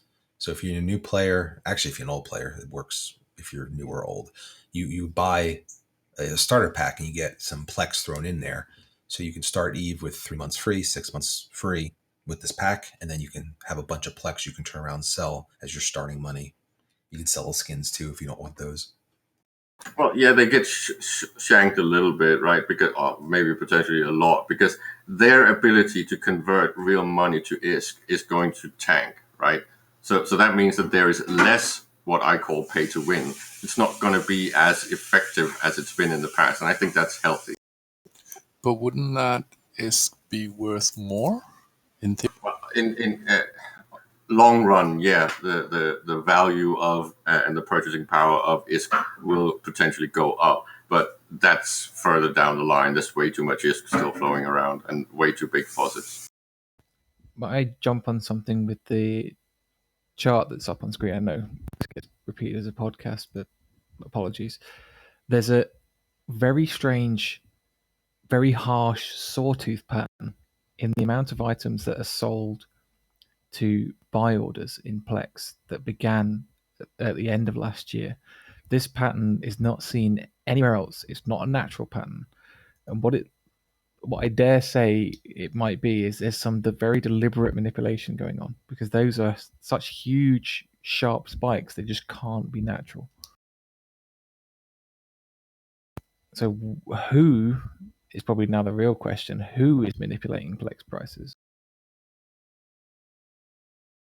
It's not just sharp up and down though. It sharply goes up and then it comes down, kind of staggers. Are you looking at the volumes? He's looking at specifically the buy volume, the volume of Plex items sold to standing buy orders, which means I would say those sawtooth could potentially be a Plex sale. So people get a bunch of Plex and dump it directly on buy orders. I would agree, but I say this pattern doesn't occur at any other time. It's the highest it's ever been. Like you don't get spikes anywhere near that tall or anywhere near that sharp. The only confusing thing is the fact that they taper off like that instead of just going straight back down. Yeah, because if I logged in and I dumped a ton of Plex, it should be a spike, but only for one day, not a tapering effect. Yeah, it's that's why I think it's a Plex sale, because people don't sell all of the Plex that they get from the Plex sale right away. The Plex sale goes on for a few days. So for a period of anywhere from 1 to 4 weeks, you're going to see a tapering off, because that's when all the Plex from the Plex sale is then turned into ISK by the initial player that bought it.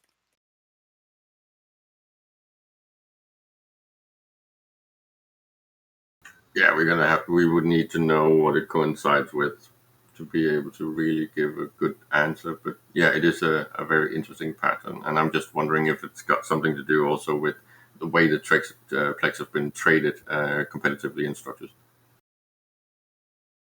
I can tell you what they coincide with. If you're starting from the right, the furthest right spike coincides with the beginning of Plex for Good. The next one lands exactly on a 10% Plex sale, so maybe you're onto something. And the next one's in December, which don't think it had a...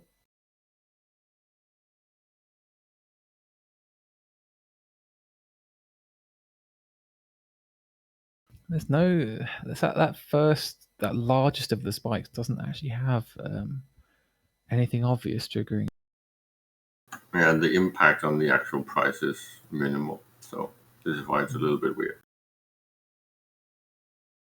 While the impact on the price is minimal in the immediate term, it does create a it creates a mood in the market and it changes the direction of the price.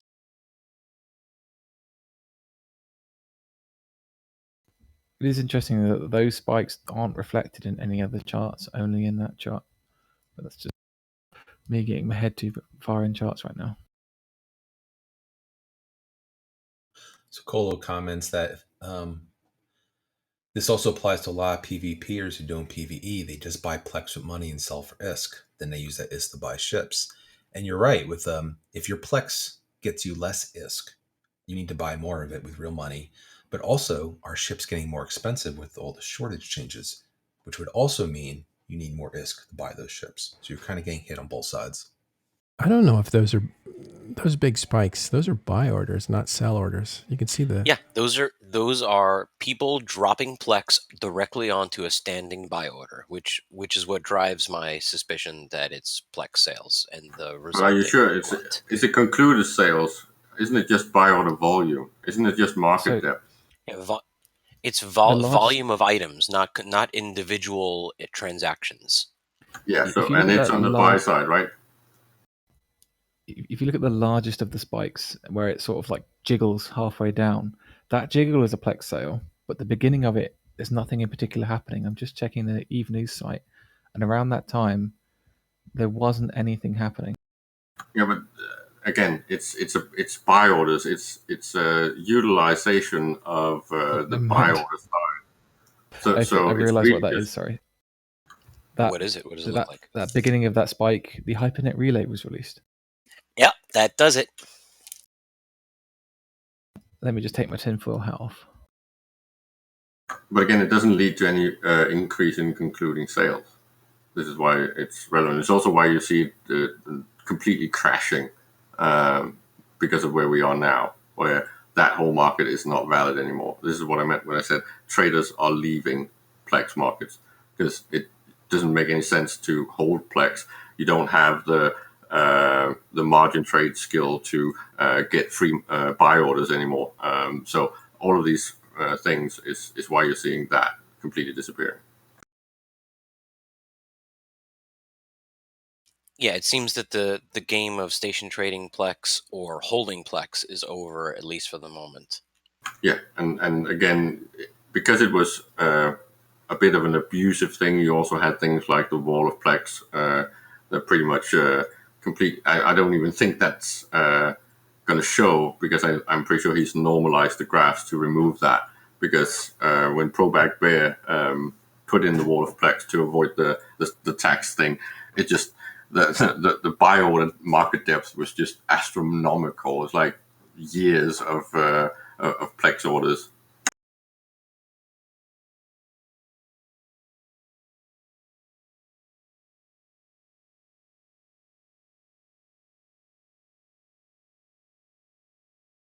All right. Well, at this point, I'd just hold off on any long-term predictions regarding the ecosystem or the market until the resource redistribution rebalance is done and settled. Right. So in terms of recommendations, I guess the short term, you don't want to hold Plex. It's still dropping in price. KillahBee said minerals and resources, but long term, is it just better to keep your ISK liquid? No. I would stay out of ISK, and I would stay out of Plex right now. Yeah, I would go definitely invest in the whole industry cycle, in the circle of life. So the higher up the tier you are, potentially the better your return of investment is going to be. As I said, I think recently, I would buy Titans. Well, so right now, the simplest and easiest way that people can form a bit of a nest egg is to just have a mineral stockpile, to be frank. There are other ways to do it, but that's like, do you want to get super basic about it? You want something that's going to go up in value in the next 6 months? Buy a stack of minerals. Yeah, and the second part of that would be consider then looking for industry structures to service. Actually move those investments into those facilities and sell from that. We're getting back where service is valuable. And this is what also why I had massive discussions about the whole thing of how do you get secondary and tertiary hubs to develop, and people just don't seem to understand how much it's got to do with the efficiency of the market and of shipping, because that's alpha omega in real life, and it's the same in Eve, and it always was.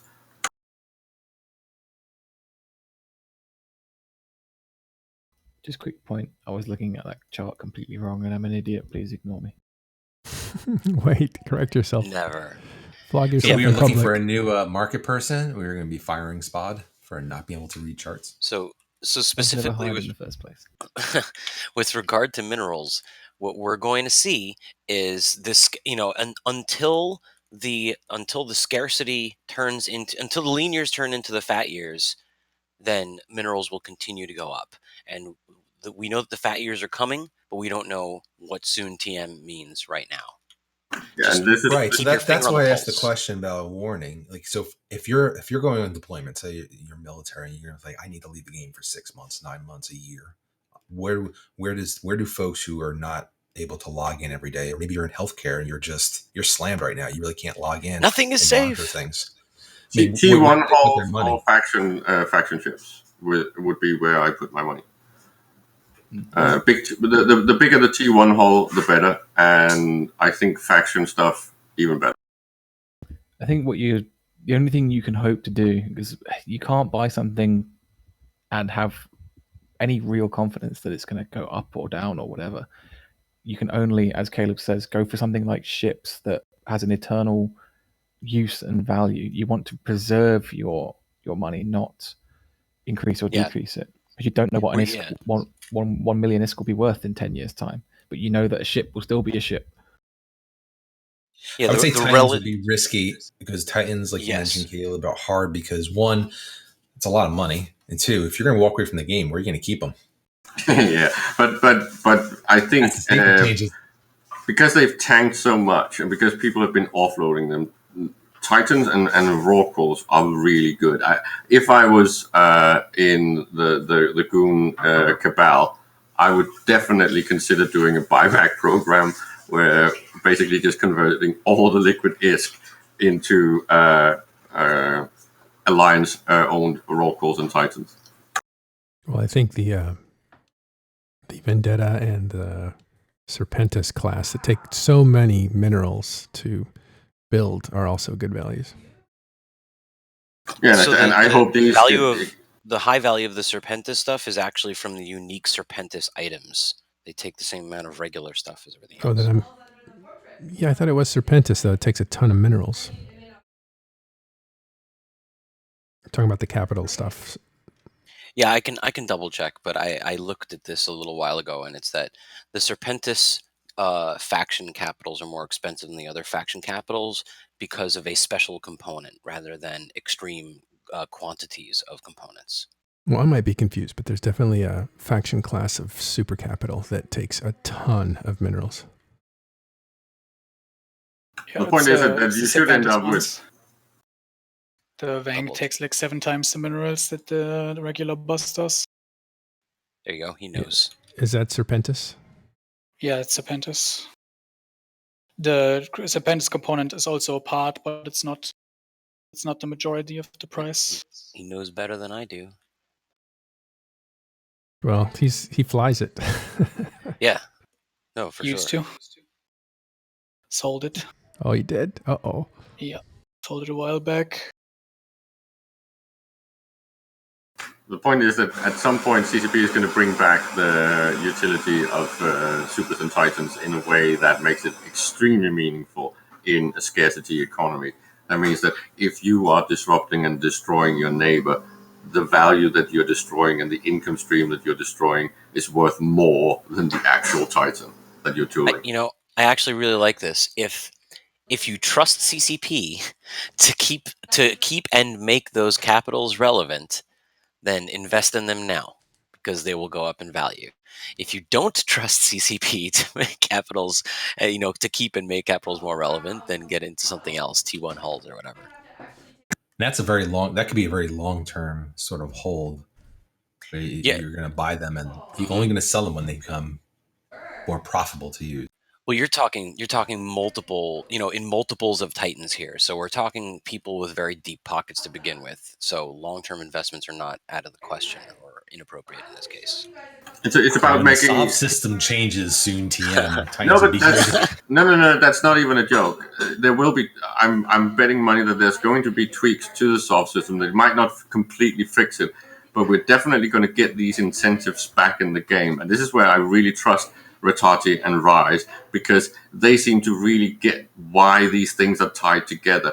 Whether we're talking about things like fixing the loot fairy so there's actual value that drops on the battlefield, so you have an actual incentive to escalate, or whether we're talking about the destruction ability of people's structures and infrastructure.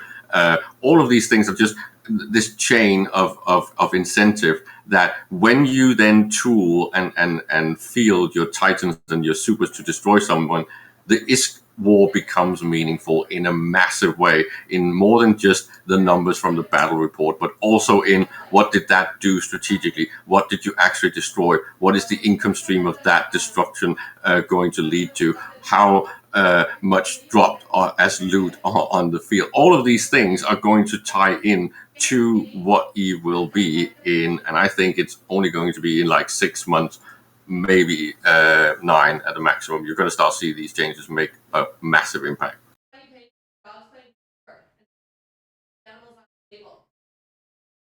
Yeah.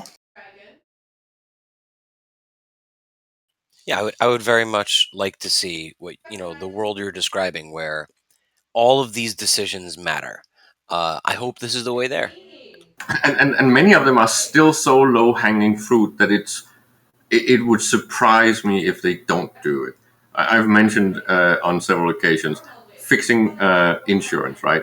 Tie insurance payout to actual security status. That's fairly simple. And then you've completely removed a massive ISK faucet, right?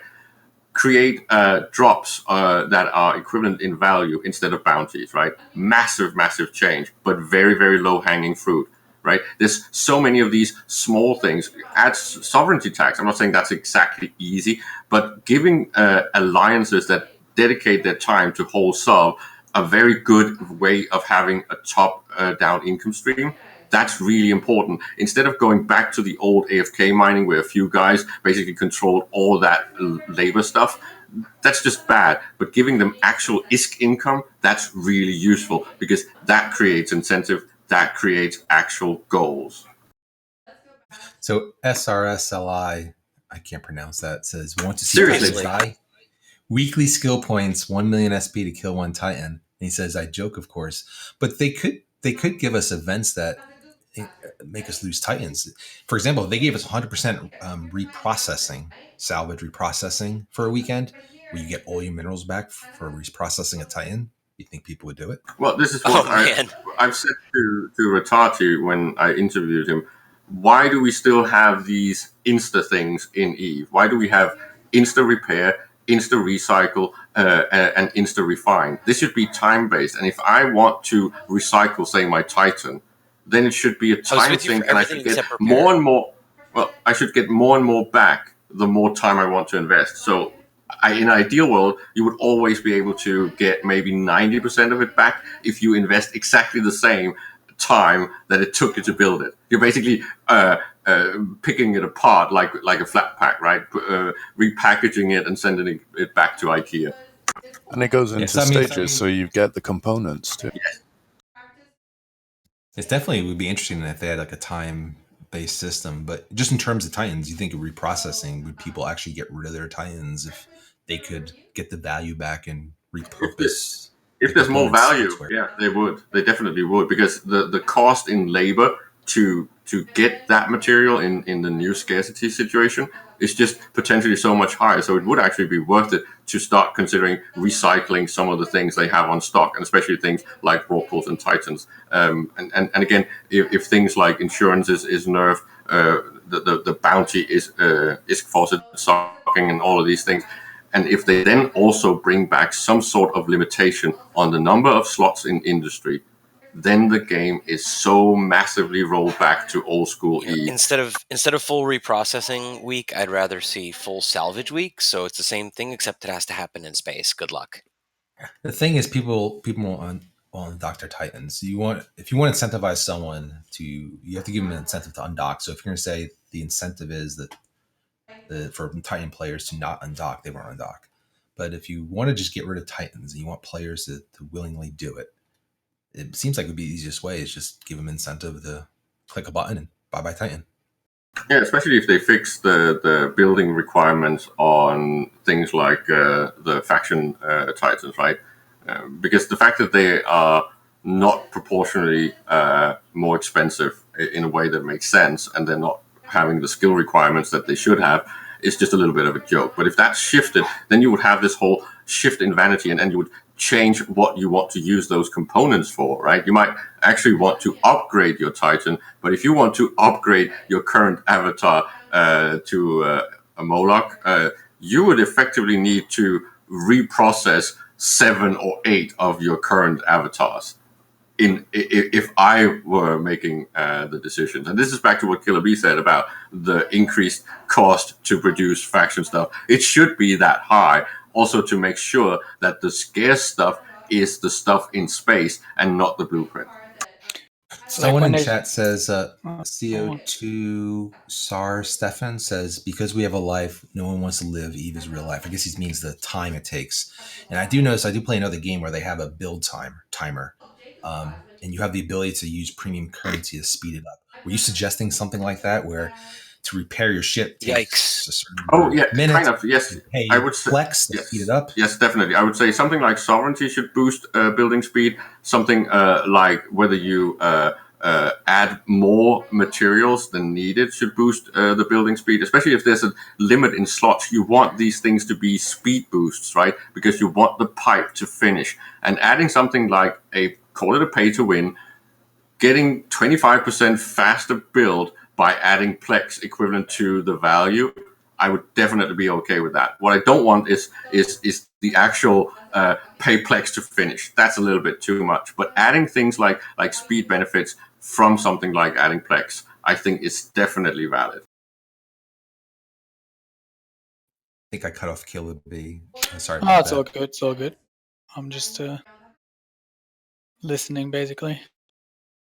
I just wanted to say, when you said that I was salvaging multiple Titans to upgrade into a Moloch, like once on one of the CSM meetings I was once trolled by fellow CSM members in CCP when they told me that they announced a Super Titan where you could basically merge 5 regular Titans into a like D2 Titan or something. And it turned out to be a troll. They weren't actually talking about that, but I always thought that was kind of a cool idea. That way you could just get rid of a bunch of Titans and you get something out of it, you know? Well, Rise showed us a picture of an avatar with a mutaplasmid on it. Yeah, you know, that troll developed into something, I don't know, but I'm just saying, like, that's the kind of stuff I thought that was kind of cool. You want to see people... You want to see people reprocess their Titans right quick? Let them mutaplasmid. Well, I look at this a bit more from like a large alliance leadership standpoint. Obviously, we wouldn't want our members to reprocess their Titans, right? Because even though at the moment it's kind of a mess, everything a little bit, because obviously like an alliance like NC Dot and Goons, it takes us some time to adjust to the changes that were recently made. We've come up with new fittings for all of our Titans, all of our capitals, facts. We've made them completely new facts fittings and everything, and we've given them to everybody. Obviously, those changes don't happen overnight, though, right? There's a lot of sourcing involved for modules and stuff like that, especially when we're talking capital, faction capital modules and stuff like that. It takes forever to source them. So we're currently in the process of kind of rebuilding, fitting our capital. And through all of this, we still try to maintain a high number because it's kind of part of the Null Sec power plays, right? So we want to make sure that our members keep their big toys. So we want to incentivize them for keeping them, basically by giving them content with them, right? So that's why I thought the idea of half of NC Dot reprocessing their Titans is a bit scary, because I wouldn't want that to happen. But yeah, I definitely think that they had, like, obviously it's different with traders and stuff, right? Like, I'm sure there's people that build Titans or have them in the hangars just for as a as an asset, not actually as a ship. That's a really interesting element because they're now personal assets, aren't they? So an alliance could have their entire Titan wing destroyed by reprocessing if it was. Yeah, I mean, see, that's the thing. Like, we have, so obviously all of our Titans, most of the alliances in the game, the big alliances, all the Titans are personal Titans, right? They're not actually alliance Titans. So obviously, at the end of the day, every member can decide what to do with their ship. It's their Titan. They made the money for it. They built it or whatever. So if they decide to sell it or if they decide to reprocess it because CCP introduces an event that gives them everything back, right? Then it's their prerogative to do that. But as an alliance, we don't want them to do that. So we tell our members, look, this is what we want you to do with that ship. And then most of our members actually do it, and we enforce it as well. But at the end of the day, we can't completely control it, right? It's everyone's ship. They can do what they want with it. But yeah. I can just imagine the salt from alliance leaders when they discover they don't have any more Titans. Well, we track that very closely. We have tools for that. We can basically have a database where we can see like live how many Titan supers and whatever we have in our alliance and per member and stuff like that. So we can track it very closely, and when we see people getting rid of this stuff, we actually approach them very actively as well. Like, we have a very active department of people for that, which is always kind of funny when I see that channel and they go like, oh, look, this guy just sold his Titan again. And then they go to the leadership of the corp and they're like, hey, this guy, he keeps selling his Titan. We keep telling him to get a new one. He gets a new one, and then he keeps selling it again. And it's always funny. So yeah, there's people for everything, It's just it's a bit of a witch hunt at the moment because there's just not a lot going on with our supers and Titans. And whenever there's like a small content for caps for supers and Titans, people tend to sell them quite quickly because it's a lot of bound capital as well, like a lot of bound ISK that they could be using otherwise, right? But and then when there's like, and then when there is a period of war or whatever where we use them a lot, suddenly everyone wants to buy them again, right? And it gets really hard to source them, and that's what we want to avoid. That's why we started building Super Cap and Titan caches as well with the Alliance, where we basically have a set amount of Titans and Supers just sitting in our Alliance hangar. And then when it's time for war, we know people are going to be buying them again. We can just sort of sell them out of stock. And this is why asset safety is very important. Yeah. Well, I don't think it like the asset safety stuff. I think, especially on the abandoned structures, I think is great. Like, I would unironically not mind personally if we didn't have asset safety the way it is at least right now in Zero. I think, like, because we store them in our main capital Keepstar, right? If somebody manages to come to our home and kill our capital Keepstar, and we don't manage to evac those assets out of that capital citadel, I think they deserve to get them, or at least kill them. I don't think they should be safe. I don't think our entire alliance leadership should be able to just go AFK. Somebody comes to our home, blows everything up, and we just go, oh, well, we just have everything in asset, right? I think we should be punished for that, right? But right now we aren't. So I think that the abandoned structure state and the asset safety stuff that comes with it is a great first step.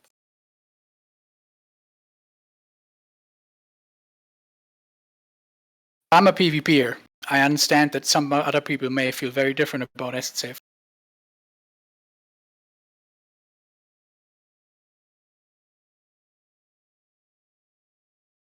Well. I'm a miner and I like the changes. So. I mean, I think it goes so much further than asset safety as well. It's I just I just had a little like private chat as well with Matterall, and I just feel like these changes, to me at least, it feels like, and that was one of the reasons I was so disgruntled with CCP as well when I left the CSM and everything, and I was kind of like giving up on Eve a little, because I felt like they had no idea what they were doing, right? And I feel like now there is a plan, and things are coming in shape. Things are looking good. These changes are looking good. I'm sure CSM did a great job communicating this kind of stuff as well, because we, obviously they've been getting continuous feedback as well.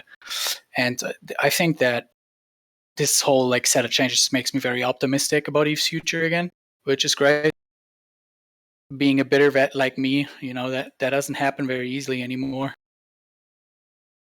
And this is again an example of someone that knows that many of these changes is potentially nerfing him a little bit, right? But it's a welcome nerf because it 100%. Makes the game better. Yeah, I don't 100%. And this is what I keep trying to say, that you might feel like you're being nerfed, but the game is going to be so much better that you're going to welcome it, whether you are a miner, a Titan owner, a structure owner, a Null Sec entity. This direction is back to where we were 7 years ago, right? At least, and with some very massive improvements even. And then we don't have the same bugs. As we've actually had a few years of Kakua actually fixing the game. So it's always improving as long as Kakua is there, at least in some aspects, right? Yeah, she's the one. Oh, I 100% agree. That's something that a lot of times people, or at least I feel like some people have a problem differentiating between what's good for the game and what's good for them personally. And sometimes they project that incapability of maybe seeing that to other people as well, right? Where when I was still on the CSM, that was one of the things that I had to deal with most often. Whenever I was talking about, stuff that would directly nerf the big 0-0 groups, people would accuse me of, yeah, you would never suggest something like that to CCP. Why would you nerf yourself? And it's like, okay, so what I need you to understand is I did not join the CSM, even though I know some people think that's how CSM works, right? With just benefiting your own power block or something. But I told them it's like I did not join the CSM to make my alliance stronger or to push my agenda with CCP. I am genuinely interested in making the game better. That's why I joined the CSM, and that's why I hope everybody that joins the CSM does it, right? Or runs for CSM, right? And it's the same, like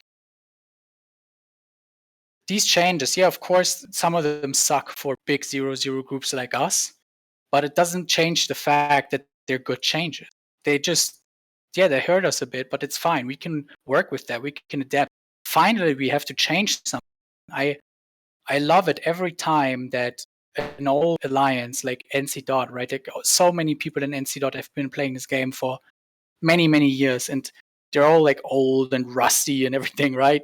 And like these changes make them kind of move and make them unrust themselves and change stuff up, and it's great.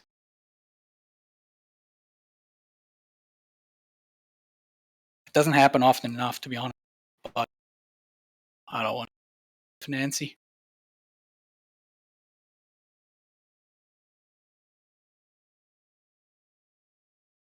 Anyways, I just hopped on you to listen in. Now I had to cool. rant.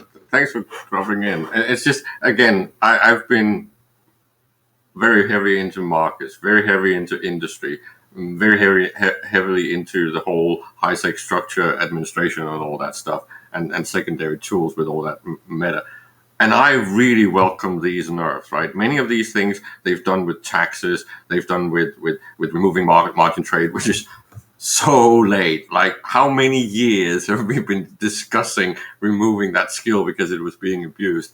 And finally they went and did it, right? And all of these changes impact me massively. But I'm just waiting till they get to the point where the game is so healthy again that I can kind of feel like I'm starting over and actually getting back in a new Eve.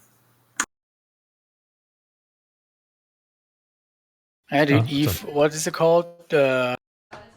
Genesis 2 or some shit? Like, I can't remember. What this was the last trailer called? The last one? Eclipse. That was Forsaken Fortress, right? No, Eclipse was the last trailer. What was the one with the Trickle chick on a planet? I was talking new era of Eve anyway. Yeah, Eclipse, is that what you're talking about? Yeah, Eclipse. Yeah. It's Eclipse. and that part is going to be really exciting. If that means only half of what I think it means, and half of what Durius wrote in his article, Eve is going to be really interesting, even from an NPC point of view, right? It's like, what the hell is going on? Well, there's good signs everywhere about the direction Eve is going. You see people joining, see newer players staying longer. You're seeing veterans being happier about the future prospects. And you see a lot of old timers coming back that were big names before. For instance, you're going to see UX Death hanging around. He's coming back to EVE Online, and that's going to be really interesting.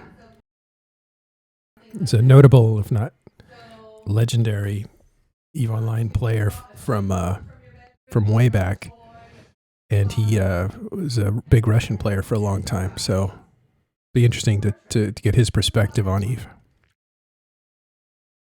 Indeed, and how long was Kennethfeld out? Because he's been on a break.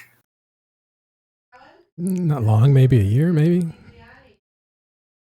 Last time I dealt with Kenneth was when I was still in PL. I don't know how active he's been since then, but so probably like 2017, 20-ish, yeah, like that, 2017. I'd probably say like 3 years.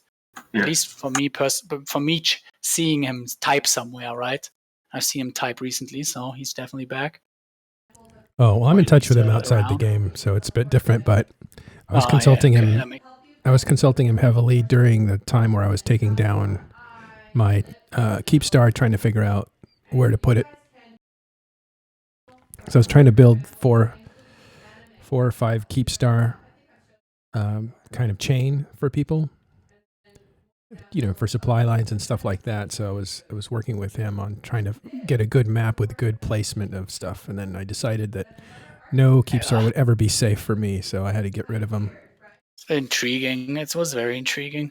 That was like one of the things that, like, back when I won ISK was like when casinos were still alive, and then Citadels were announced and casinos were around. Like, those were one of the things that really intrigued us, is where we could like set up this giant network of capital, like of Citadels, basically. And we tried, obviously, but we all know how that went. So, well, you just can't secure them because you have to pick one side or the other, basically. Yeah, TLDR, exactly.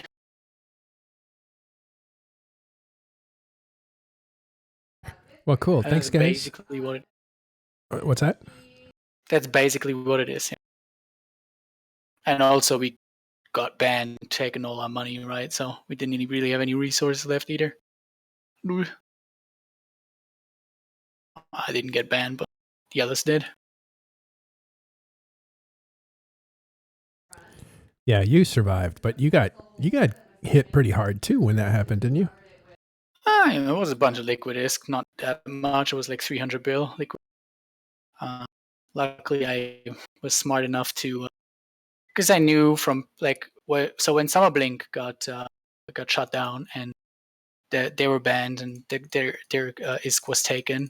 From that, we knew that when CCP does that kind of thing, or at least when they used to do it, they only touched liquid ISK. They never really touched assets.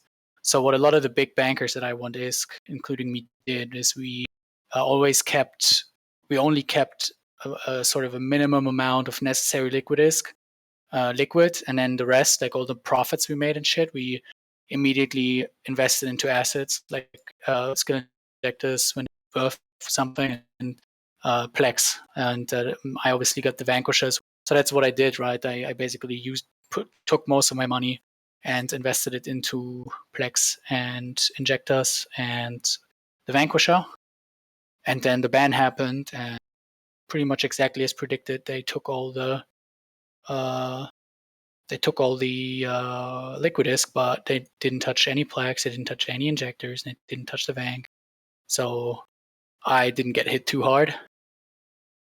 Some other bankers, though, they did not invest as much money as they should have, or at least they didn't do it early enough. So yeah, some other bankers lost a couple of trill for sure. Oh yeah, I saw a few of them get knocked out of the game. Yeah, they took off after it happened. They're moping around for about a lot month. of them did. But for a lot of them, that was really all they played the game for at that point, like as well. It was mostly just they collected AT ships and they had fun manipulating the game with their massive money, right? And after that was basically gone. There was nothing left for them to do in the game because that's really all they played the game for. And that's never really why I played the game. Having a lot of money, yeah, it was fun. And I understand every single person that's out there making ISK every day, trying to, make their first 100 billion and then get a Titan and stuff. And I respect that so much. I think it's great. It's so motivating. But I've been at the point in EVE where I've had basically infinite money. And I was at the point where I was able to buy literally anything I wanted to, and I did it. And now, like I'm actually, like, I'm unironically, I don't have a lot of money anyways, right? I just have a bunch of money. Obviously I sold the bank, so yeah, I guess I have a bunch of ISK, but I'm literally doing nothing with it. I'm doing the stupidest shit you can do with money, just to have it lay on my wallet and devalue, right? Like I'm not. Isn't it great? Isn't it great to be space poor again? Yeah, I could be investing that money into something, or I could try to start up some industry or something, but I just don't want to. Like, I have enough money that I don't have. I have to pay for my accounts again, and that's really all. And I can afford a monitor or two, which is all I need to FC, and that's all I need, right? Like, I'm done trying to make money in EVE. I don't need to make money anymore. For me, that's not what the game is about anymore. But I understand everyone that's still out there trying to make it there, and I 100% want to encourage you, do make it there. Do get to the point where you have a large enough sum of money, whatever that may be for you, right? That you feel comfortable and you be like, hey, I'm happy with this amount of money, and then buy whatever you want to buy, be happy, and then just go back, like just becoming a trillionaire is not like the only goal there is in EVE. Well, I think you've built up using that time, which is money and effort. You've built up a reputation that people like. You're trusted by both sides, really. You're liked by the player base as somebody who's honest, who usually just tells it like it is. That's all incredibly powerful, I guess, or important in the future. People want social capital and knowledge, right? And converting that into an efficient group or organization, and then potentially wealth, but doing it with actual people. That's the fun part of EVE. This is what you use your trillions for. So it's funny. The money in the game allows you to do certain things, but really the ultimate currency is persuasion. For me, EVE has always been about community more than anything else. Like, when I play other MMOs, right? So all the other MMOs I've played besides EVE that I've actually played for more than like a couple of weeks, I always play it with friends from EVE. Like, for example, there was a period of time where I played World of Warcraft really intensive. That guild that I played World of Warcraft with, that wasn't just some random WoW guild. That was all people from, like, I started that guild when I was still in PL. There was all people from PL and the PL community that basically, when the new WoW expansion came out, I made a post and be like, hey, I'm going to be playing the new WoW expansion if you guys want to come, and that guild formed. And that guild still exists in World of Warcraft. And that was like, I made that guild like 4 years ago, right? And they still play. And like that, when I want to play WoW, I don't go join some other guild. I always go back to that guild, right? Because those are just the people I know from way back when. And it was the same with other games like Albion Online. There's like a ex-EVE player crew in that game now that is actually really successful in Albion. Yeah. Doom Chinchilla. And yeah, exactly. And shit like that. Like, I always go to the places where I know somebody from EVE. I always go to the places where I already have a little ex-EVE player or EVE player community, because that's really the people I want to spend my time playing computer games with. I would never just go to some random MMO that I know nobody in and then try to make friends there. I just can't do that anymore, right? Like, I know my people. And isn't it also funny that, I don't know if you do this, but when I decide whether or not to go and try another game, I don't usually go unless I see EVE players also playing it, because they are now like the touchstone to tell me if something is actually worth even trying.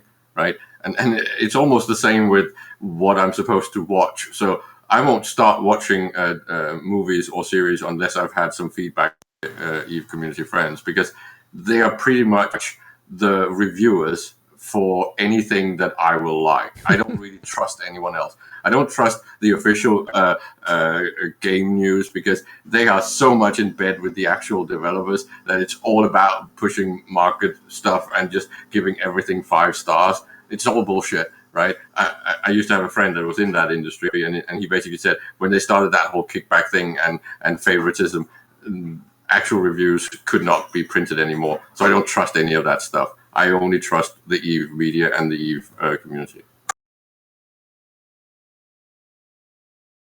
Oh, that's pretty cool. Okay, so on that note, we're going to end and hang out here. It's been over 2 hours.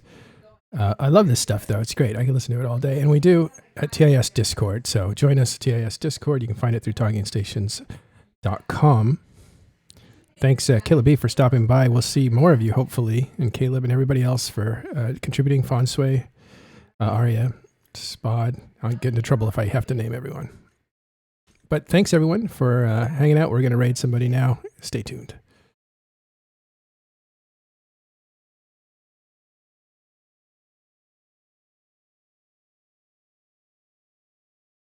Are we going to go to public, yeah? Yeah. Cool. I haven't been here in a while. I don't know how you guys do it these days. It's great to see you back, Killah.